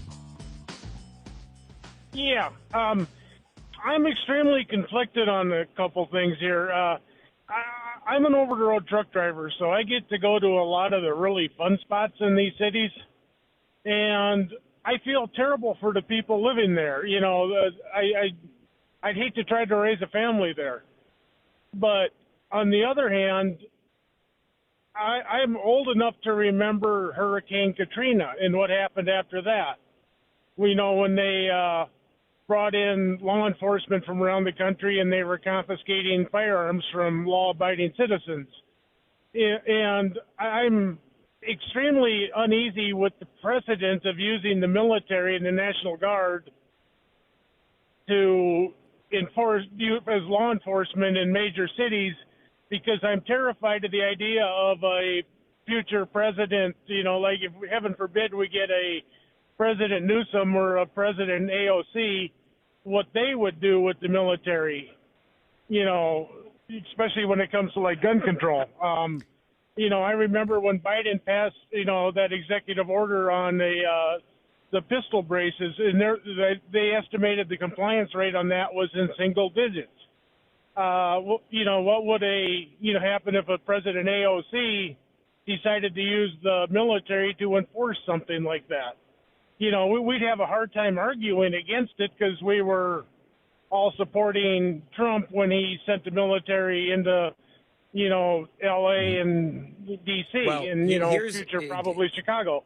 Well, Ken, here's what I would say is that, number one, with Donald Trump sending the military into these cities, he's not breaking any constitutional rights. I mean, he's trying to keep order, maintain order, and he's trying to keep people alive.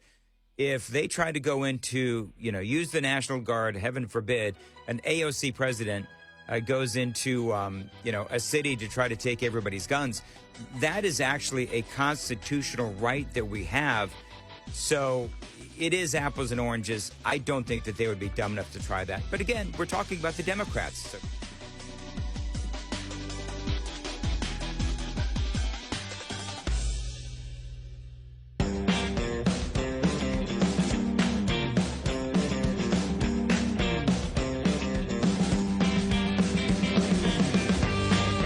You're listening to Red Eye Radio from the Uniden America Studios.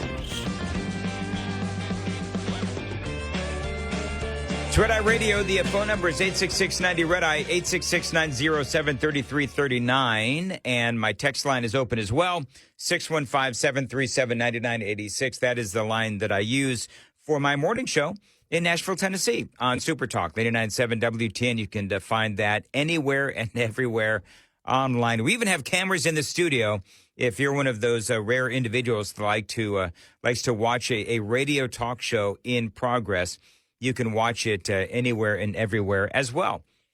Guy called up earlier, and I want to expand a little bit on what I said, because and I hate when this happens, when somebody, you know, has something, you know, great to say or a pithy question or comment or whatever, and I'm right up against the network clock.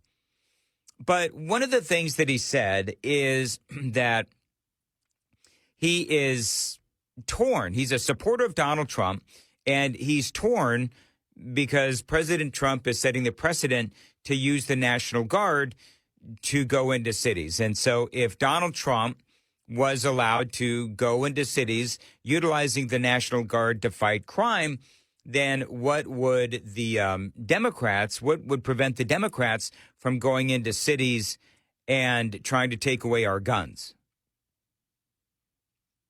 And I believe that it is apples and oranges. I think that you're talking about two different things. You know, gang members and, you know, the lawbreakers of America, they do not have a constitutional right to break laws. We do have a constitutional right to our Second Amendment rights, our guns. And so I don't see even the Democrats, as dumb as they are, as anti-gun as they are, I don't see them trying to use the National Guard to take away a constitutional right, our Second Amendment. I don't see them doing that. And by far, clearly, it would go all the way up to the Supreme Court if they did. I mean, there'd be lawsuits. And let me tell you something. I think somebody said this on my show in Nashville the other day, which is, if you think that you see bloodshed in the cities now, you wait and see what happens if the National Guard tries to come in and start taking away people's guns. And that's not something that I would encourage. I'm telling you, that is what would happen. And so even the dumb as, Democrats, as dumb as they are, I just don't see them doing that.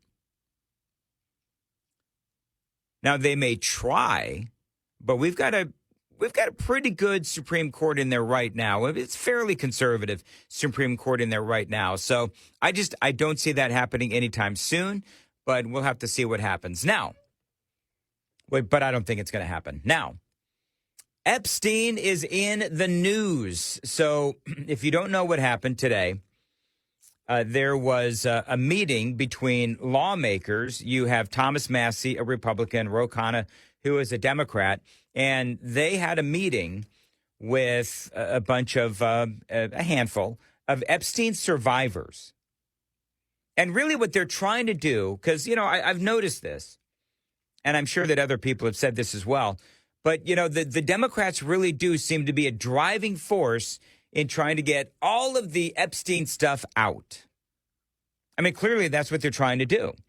And so, which is fine. I mean, I understand that. I think all of this material, I do believe that the material should be released. I do. I think it should be released. But there's a couple of things that need to happen first. Number one, the victims need to be protected. And people that were, just hopped on Epstein's plane and went somewhere, you got to make sure that those people who didn't partake in any nefarious activities, you got to protect them as well. Because there's a lot of folks that probably just jumped on his plane and were going from one place to another and had no idea the proclivities of Jeffrey Epstein or what was going on. But if your name appears in those documents, then automatically your reputation is destroyed. And I don't know about you, but I do care about that. Because innocent people being dragged into something like this could ruin their reputation. It could ruin their business. It could ruin their lives. So this big meeting happened today. And I'm going to go through some of what happened, but Anna Paulina Luna, she is, of course, with the Trump administration. She is out there saying now, after this meeting took place, that this is far bigger than anything anyone imagined. I want to play this audio for you. Anna Paulina Luna. Bigger than I think anyone anticipated. We are obviously going to be requesting the SARS reports from Treasury and also, too, following up on that. There's some very rich and powerful people that need to go to jail. I think everyone's been frustrated as to why that hasn't happened before. But it is very much so a possibility that Jeffrey Epstein was an intelligence asset working for our adversaries. But also, too, I think the questions that we have is how much did our own government know about it? And so there's more to follow, and I'm sure you'll be hearing from the chairman momentarily. But I do applaud the victims from coming forward, because we heard from a woman who was as young as 14 years old when she was victimized multiple times by Jeffrey Epstein. So that's hard to hear. Will you sign the discharge petition, the massive discharge petition? I think that the files will probably be released prior. I don't know why Comer hasn't. I think that he should do it, so it wouldn't even have to come to a vote. But, I mean, obviously I've been a huge advocate, even when I was the only one in Congress calling for the release of this file. So I think I'd be happy to, yes. Thank you. Did they call for the victims? Did they want those files released? The victims want information to be out there, but they don't want their personal information, I think, for good reason to be out there. So I think from the get-go, even the Attorney General has stated that there's victim information that you have to make sure that's private, being that some of the victims also, too, are as young as 14, that it's child pornography. No, thank you, guys. So that is Anna Paulina Luna, and she's right. By the way, she has been a champion for the victims, and she's been wanting this information released for a long time. So there's a number of things at play here. You know, the Democrats are trying desperately to drag Donald Trump into all of this, and I have not seen any evidence that shows that the president was involved with Jeffrey Epstein when it comes to all of this, the grooming and the the raping of the teenage girls and all of this stuff. There's no evidence that Donald Trump was involved in any of that. I know that the media will say, "Oh, but there's a picture of him with Jeffrey Epstein." So, do you know how many people have had their picture taken with Donald Trump? I mean, many.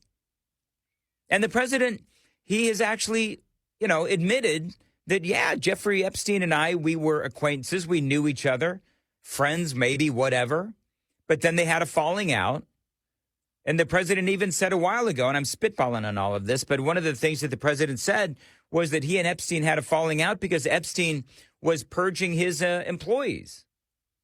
He was poaching. He was poaching the employees of Donald Trump. And so they had a falling out, and that was it. And I will remind you that when lawyers came looking for, information about Jeffrey Epstein, there was one guy that cooperated. One guy that cooperated, and that was Donald Trump.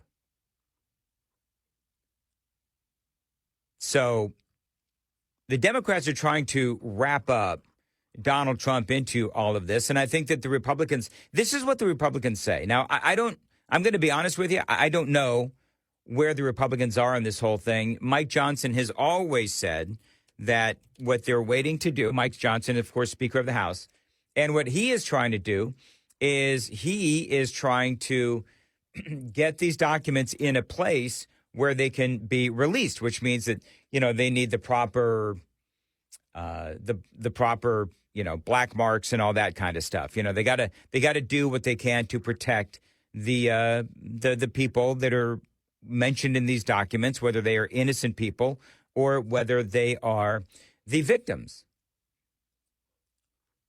There were some items released today. This is the headline from the Daily Mail. Epstein document dump blows huge hole in Pam Bondi's missing minute theory as pressure mounts for Trump to disclose the truth.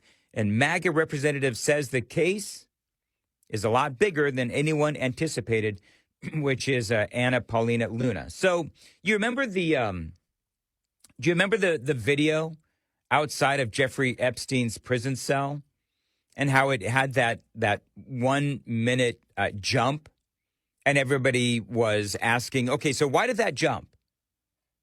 What exactly was this? And Pam Bondi said something about how it's how the prison would take and store the video, and she went through this whole thing. Well, now it appears that the video has been edited, and that's a problem. Here's what they say. Newly released footage from outside of Jeffrey Epstein's prison cell has blown a huge hole in Attorney General Pam Bondi's explanation of a missing minute in previously released audio. The surveillance footage from Brooklyn's Metropolitan Detention Center on the night of August 9th of 2019 had originally been released by the Justice Department in July. But questions soon emerged as eagle-eyed viewers noticed the 11-hour video mysteriously jumped forward 1 minute just before midnight. It was soon revealed that the clip was spliced together from at least two separate video segments using Adobe Premiere Pro. So they say the missing minute was blamed on the Bureau of Prisons surveillance system, with Bondi claiming that every night they redo that video, every night should have the same missing minute. Yet the House of Representatives Oversight Committee has now concluded the minute in 2 hours of additional footage it released on Tuesday amid a probe into potential ethics violations among elected officials. So the minute was included. In other words, that thing was edited. So the more that the people involved in this, the more that they try to seem or make it seem like they are trying to, be as forthcoming and transparent as possible, the more it looks like they're trying to hide. I don't know if you've seen this video, but the discussion with survivors left top Republican Nancy Mace in tears. Yeah, she walked out. You have, outside of the meeting, you have all of these reporters, and she is walking down the hallway in tears at what she heard from these handful of victims. Now, the Democrats and the Republicans, you've got, again, Ro Khanna, the California representative, I believe, and you've got, of course, Thomas Massie, the Kentucky Republican. Both are saying, this document dump, there's only, they say, 3% new material in this document dump. So they're saying, and I'm just telling you what they're saying, don't let the Republicans fool you that they're being transparent when the reality is they're not. This massive document dump, there's really nothing new. That's what they're saying. No, I have not seen the documents. I'm not an expert on the Epstein documents and the files that are missing and so forth, but I will tell you that when Anna Paulina Luna says that this is bigger than anyone ever anticipated, I think that's a pretty big deal. Now, the question is, how much do the American people care about this whole Epstein thing? I think that there's a lot of Americans who really do care about this. And there's some that will tell you that we've got bigger fish to fry. Now, this is Chairman James Comer. Now, he is the oversight chairman. And this is a post from Benny Johnson where the chairman is talking about what is coming up. I'm going to share that with you coming up right here on Red Eye Radio. Lines open for your calls. 866-90-RED-EYE on Red Eye Radio.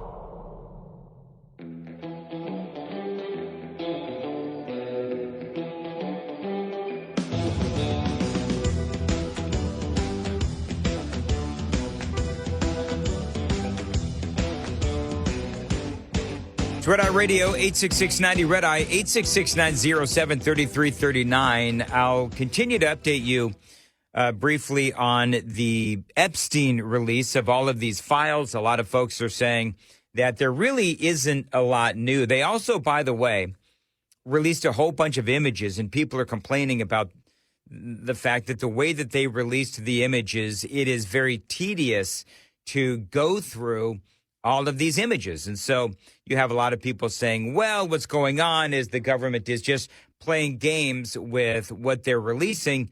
They're not making it easy to go through. And a lot of this stuff is actually old material, they are saying. However, James Comer, House Oversight Committee, he is on it. And he says, and I'm going to play some audio coming up after the news in the next hour. Part of what he says is that they are going to call in 6 former attorneys general, as well as Bill Clinton and Hillary Clinton. Oh, to be a fly on the wall. Details straight ahead on Red Eye Radio.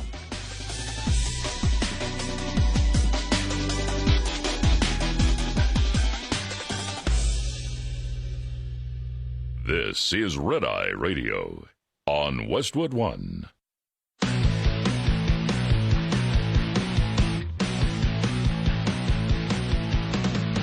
Now, it's Red Eye Radio.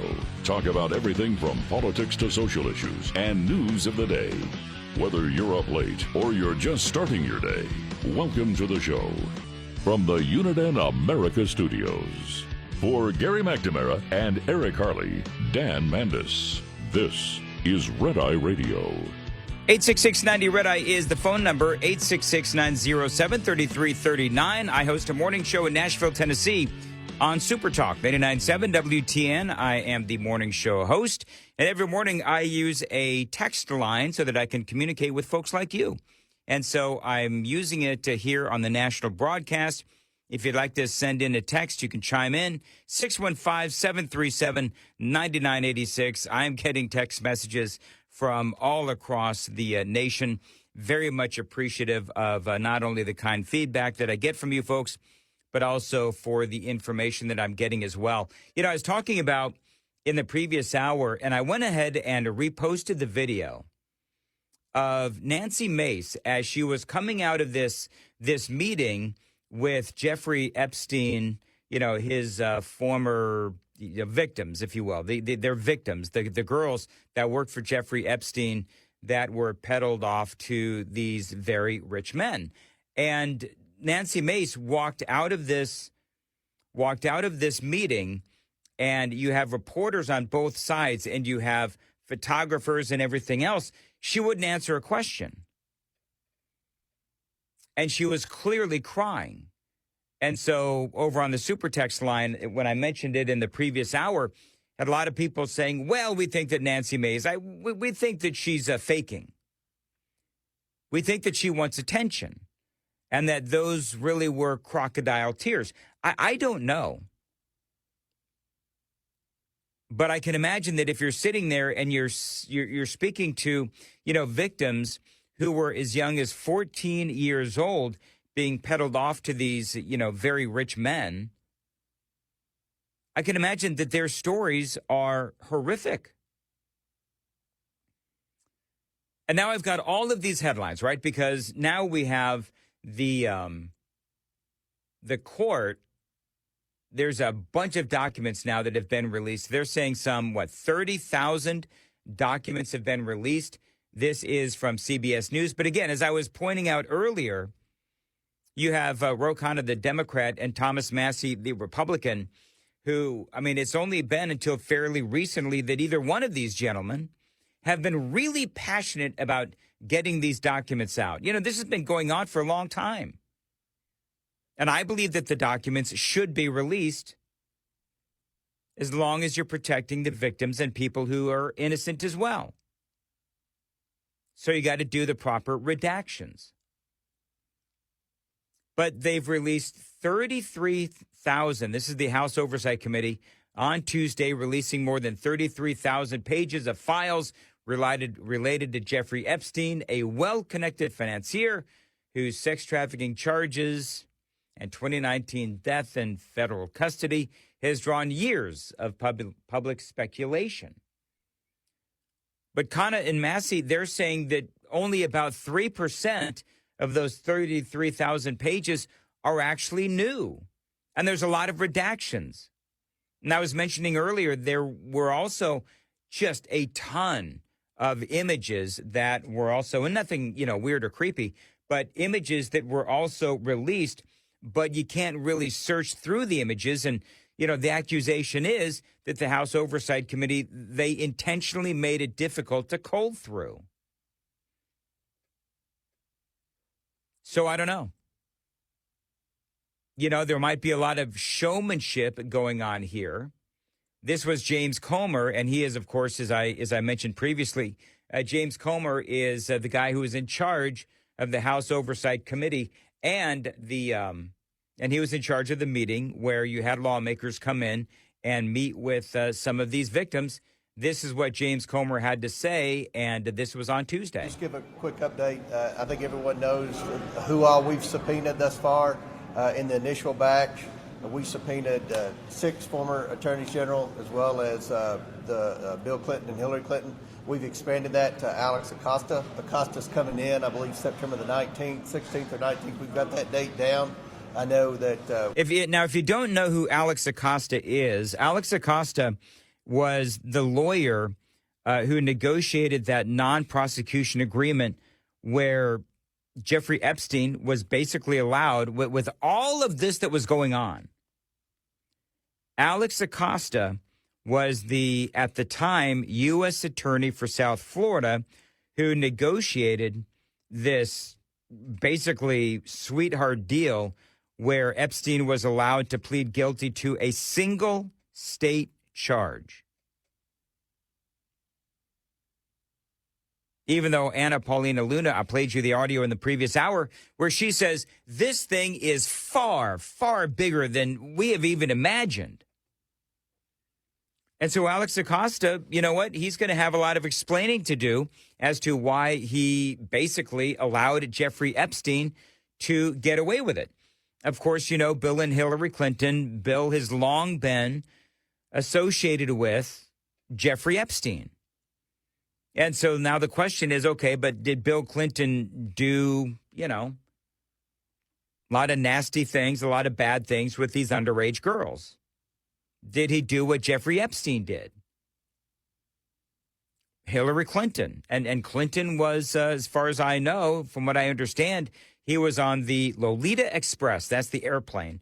He was on that plane many, many times. I believe that Hillary was as well. Both also went to Epstein Island.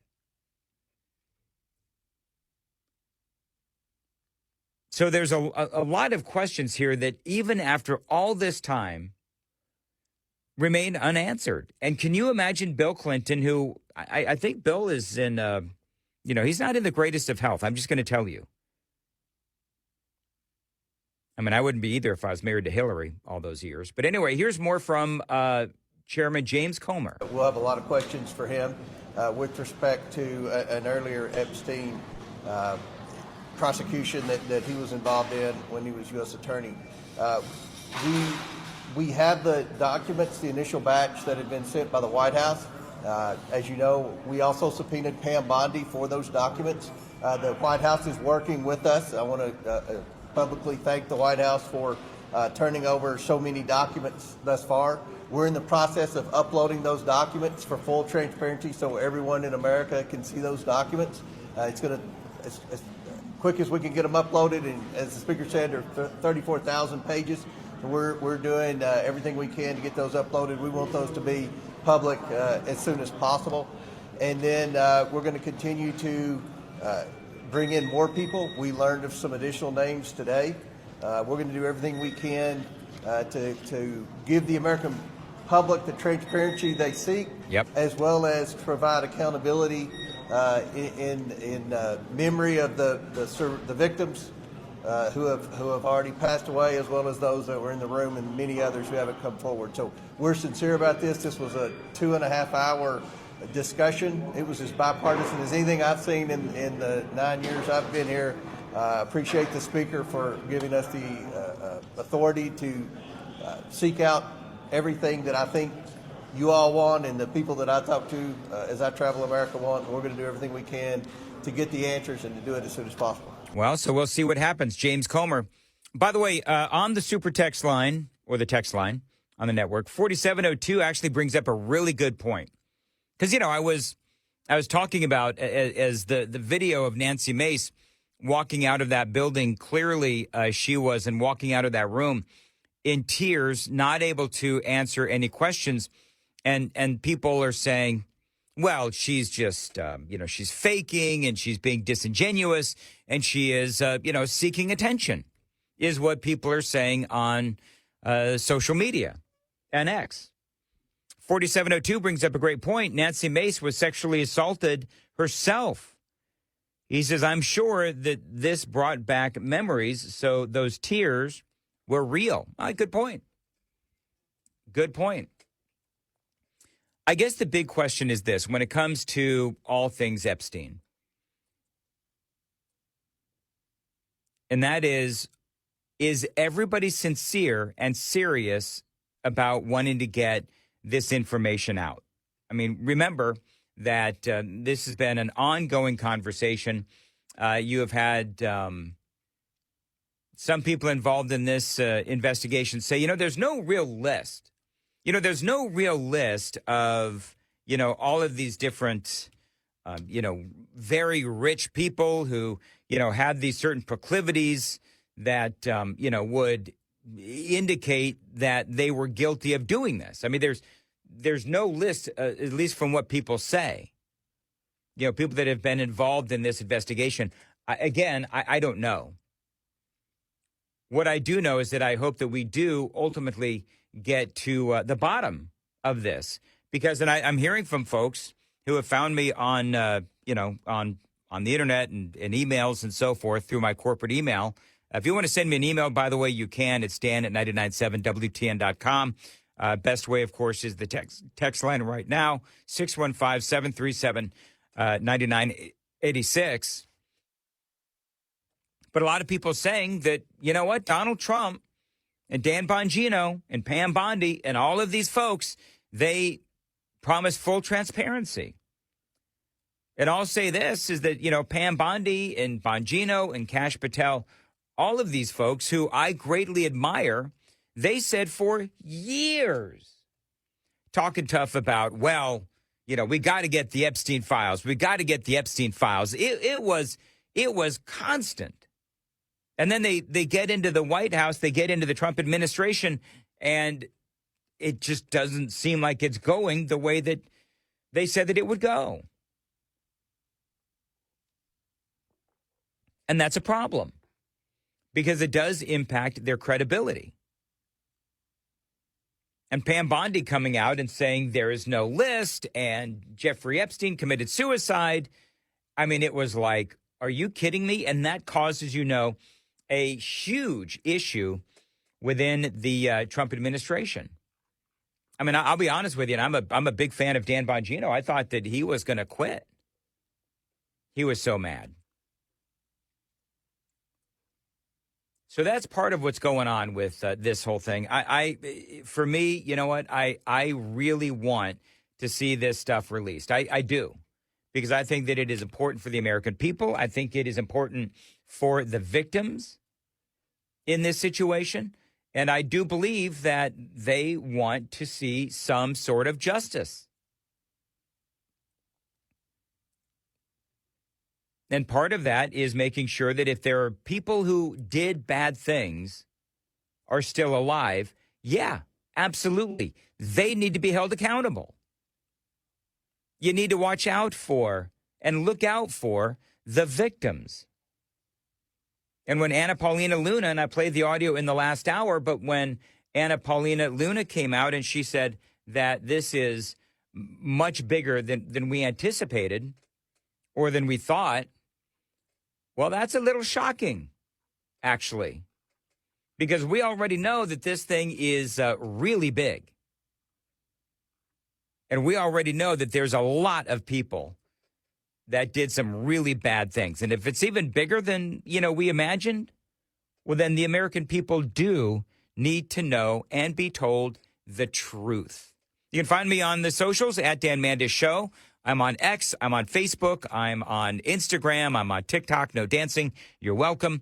You can find me right now on the text line at 615-737-9986. Got a lot more straight ahead. This is Red Eye Radio. Brought to you by Hot Shot Secret. Hi, I'm Jen Loomis, a transport safety expert at JJ Keller, and I'm here to share a tip on speed and space management. In order to manage speed, you need to understand the 4 factors involved in stopping a vehicle.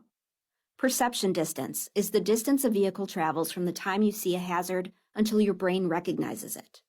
The perception time for an alert driver is approximately 3/4 of a second. Reaction distance is the distance a vehicle travels from the time your brain tells your foot to move from the accelerator until your foot hits the brake pedal. The average driver has a reaction time of 3/4 of a second. Brake lag distance also needs to be taken into account. When operating a vehicle with air brakes, it takes about half a second for the mechanical operation to take place. Finally, braking distance is the distance it takes a vehicle to stop once the brakes are applied. Braking distance is affected by the weight, length, and speed of the vehicle, as well as road condition. This tip was brought to you by JJ Keller and Associates. Visit us at jjkeller.com. Get in touch with Red Eye Radio, toll free at 866-90-RED-EYE.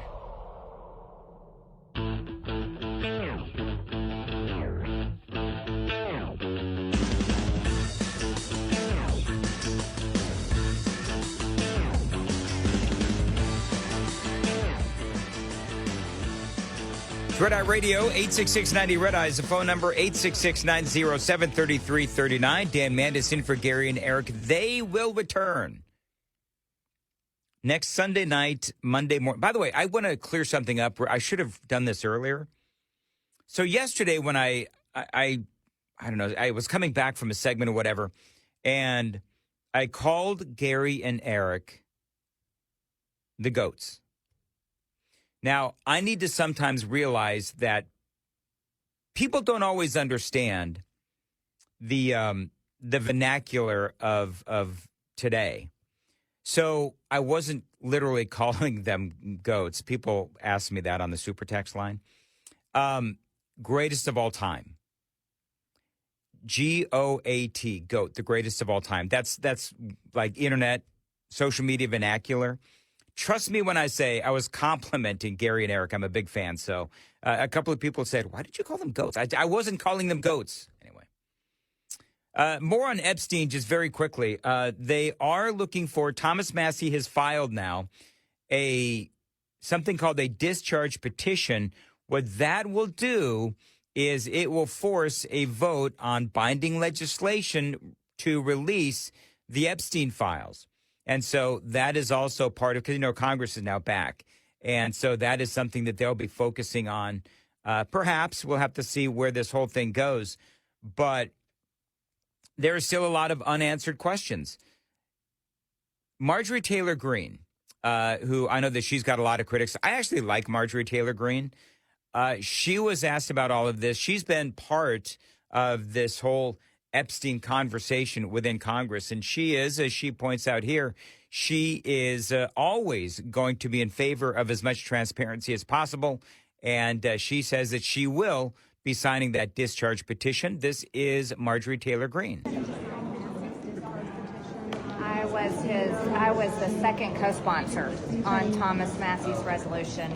After reading the entire resolution, I think it's very good. It's well written.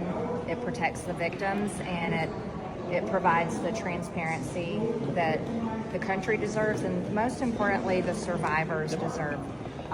Yes, I will be proudly signing the discharge petition. Why is it important to do this in addition to what the Oversight Committee is doing? Me personally, and I believe in transparency on all levels, and this shouldn't have been a battle, and unfortunately, it has been one. And as a woman myself, as a mother of 2 daughters, I can't imagine any young girl or any young woman being victimized and having the government and different people in power and basically a cabal of powerful, rich people, as well as the government, cover this up and not prosecute these monsters. And so, yes, I'll probably sign the discharge petition, and I'll probably vote for it when it comes. All right, so that is Marjorie Taylor Greene. And by the way, out of the state of Georgia, 4104 on the text line this morning at 615-737-9986 says, release the flight logs for everyone who flew into and out of that island. Do you know what? I've got a very specific question, and I do this sometimes on my morning show on WTN in Nashville. A very specific question, and that question is this. Do you feel that if someone flew on the Lolita Express and went to the island, do you believe that that automatically means that that person, whether it's Bill Clinton, Hillary Clinton, whoever, that person is guilty or assumed or presumed guilty of doing some of these abhorrent things? Send me your thoughts on the text line, or you can call 6.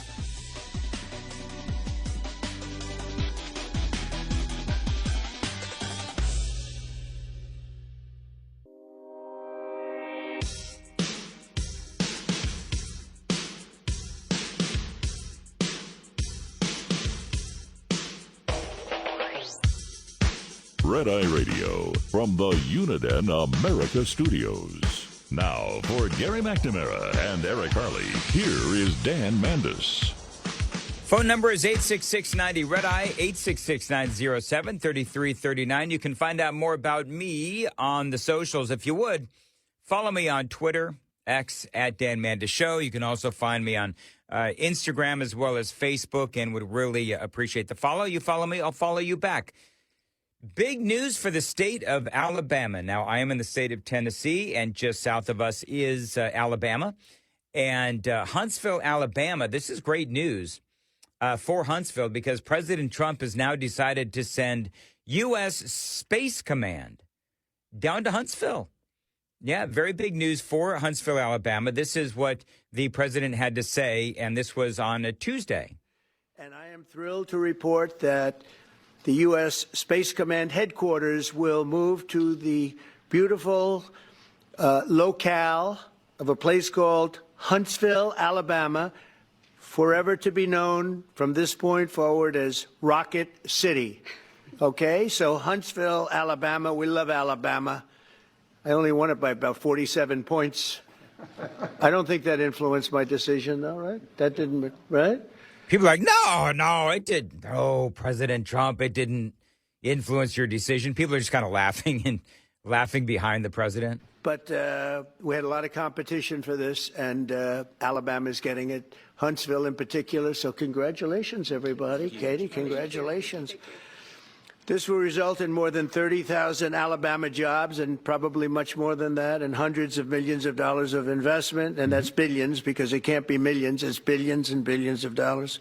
Most importantly, this decision will help America defend and dominate the high frontier, as they call it. Yeah, that is President Trump making the announcement. There are, of course, as there always is, political aspects to this. But, you know, Trump, of course, as you know, started Space Force. Biden continued it sort of, but, you know, is better than ever right now with Donald Trump. And obviously he feels like Huntsville will be and is the perfect place for Space Command operations. Now, he tried to do this back in 2018. This is where the politics comes in.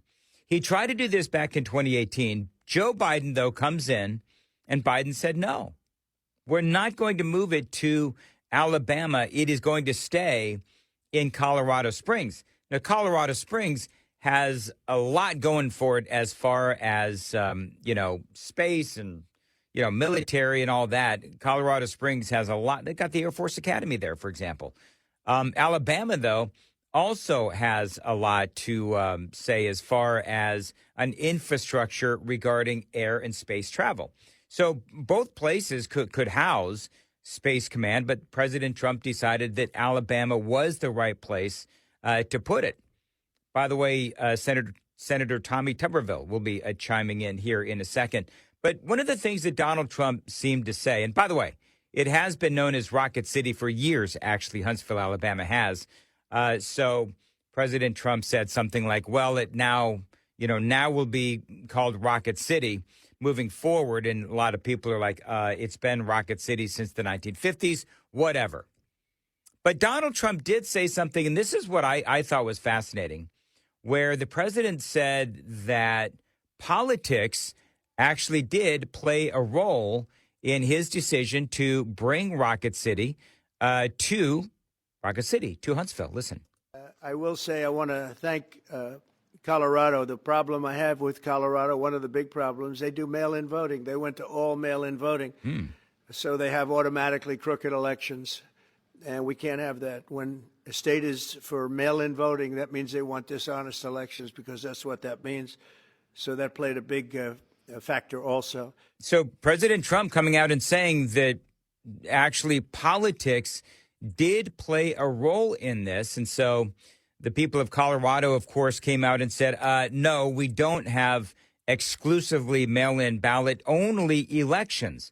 They say that all voters receive a mail-in ballot so that they can vote by mail if they want, but they can also go in if they want. They can walk in and vote. But obviously, Donald Trump, he'd made his decision, and that's what the decision was. The entire congressional delegation from Colorado is out there saying this is a huge mistake.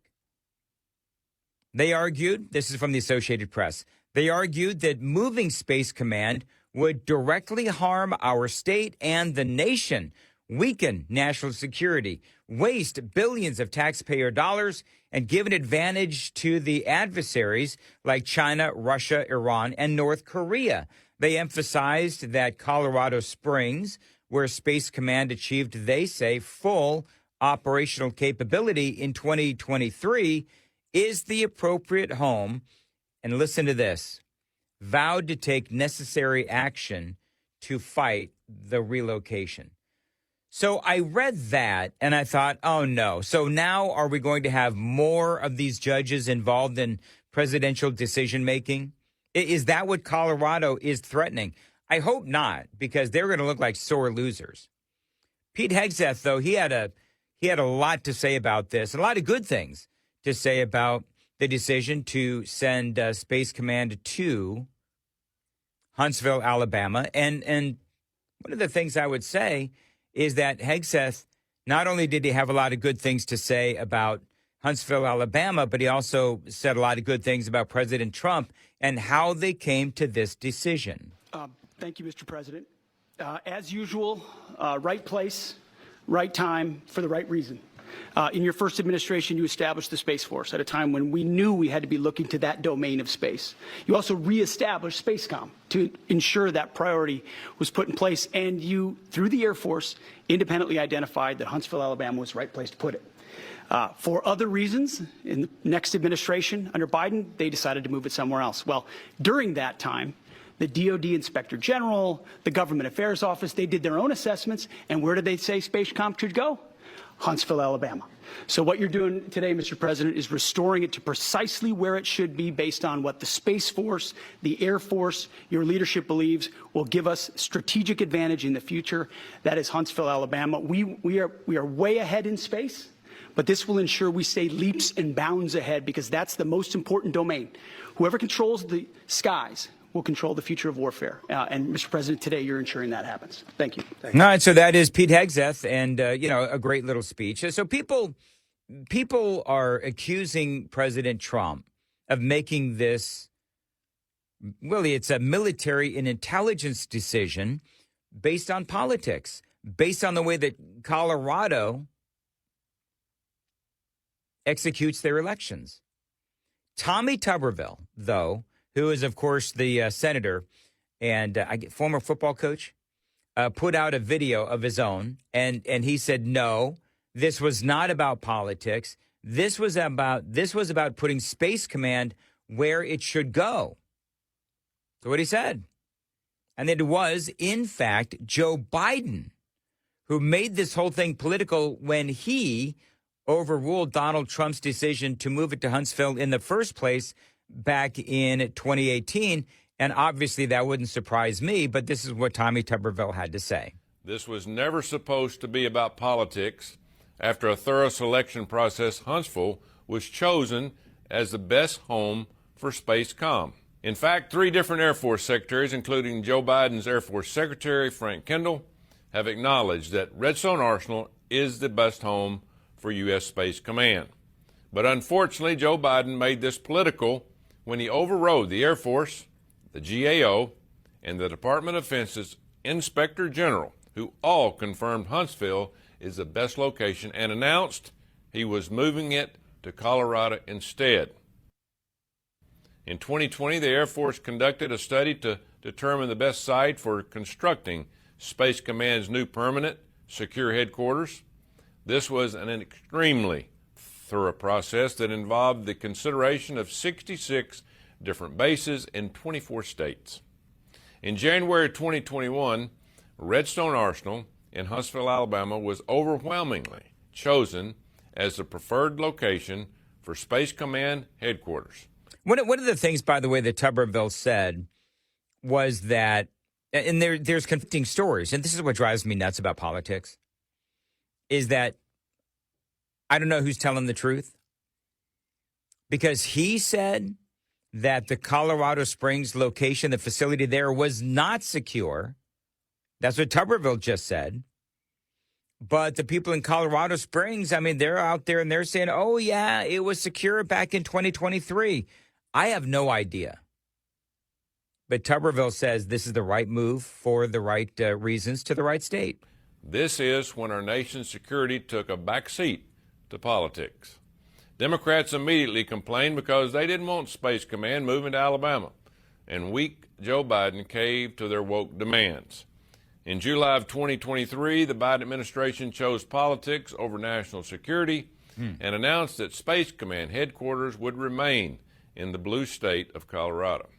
Thankfully, President Trump, Secretary Hegseth, and Air Force Secretary Mink are restoring merit and integrity to the process and returning Space Command back to its rightful home in Huntsville.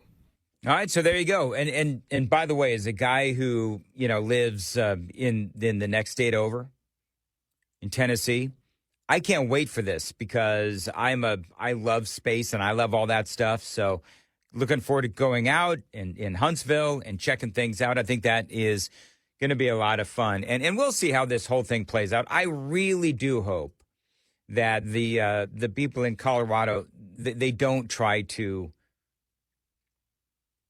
block this with lawyers and with biased judges. I mean, I think that haven't we all had enough of that? I know that I have. The Super Text line is open, 615-737-9986, 615-737-WTN. And if you want to check us out, you can send me a text right there. The phone number is 866-90-RED-EYE, 866-907-3339. In for Gary and Eric, we got a lot more straight ahead on Red Eye Radio. Lines open for your calls. 866-90-RED-EYE on Red Eye Radio.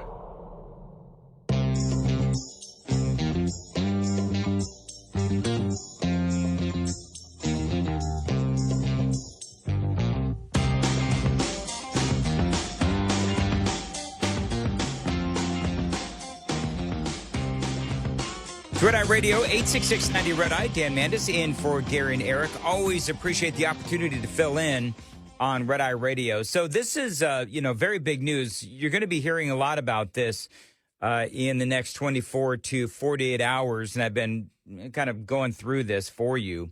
President Trump and China's President Xi Jinping. They're always jawing at each other. And today, last night, President Trump actually direct hit at Xi Jinping on Truth Social. So China, just very quickly, China held their massive military parade in Beijing, and you had not only, of course, Xi Jinping, but Vladimir Putin and Kim Jong-un from North Korea. It's like all of our mortal enemies right there in one place. And you've got China putting all of this weaponry on full display because it was their military parade celebrating, really China's freedom at the end of World War II. And so now you've got President Trump seeing all of this. And so the president posts this on Truth Social, asking Xi Jinping to please give my warmest regards to Vladimir Putin and Kim Jong-un as you conspire against the United States of America. That's right. That's what he said. That's what President Trump said. Please give my warmest regards to Vladimir Putin and Kim Jong-un as you conspire against the United States of America.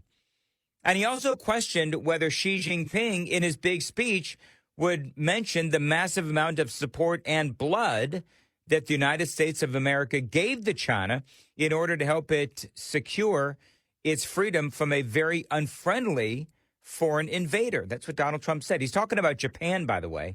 Remember, in World War II, you had Japan, Italy, and Germany, and they were fighting the allies of United States. You had the UK, the Soviet Union.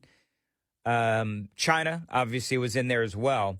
And so President Trump said many Americans died in China's quest for victory and glory. He said, I hope that they are rightly honored and remembered for their bravery and sacrifice. Now, as far as I can tell, Xi Jinping, no, he did not in his speech honor the Americans who, many of them gave all. So in World War II, basically, this is what Donald Trump is talking about. It was the allies of the United States, Soviet Union, China, France, the UK, and others against Japan, Italy, and Germany.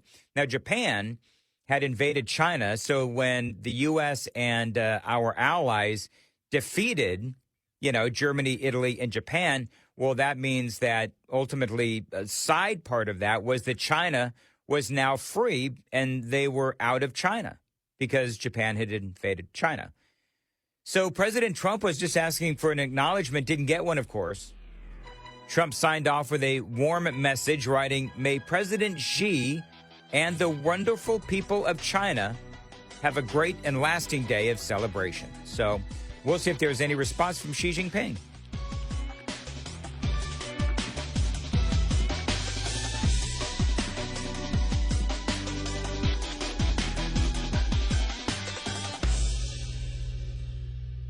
This is Red Eye Radio on Westwood One.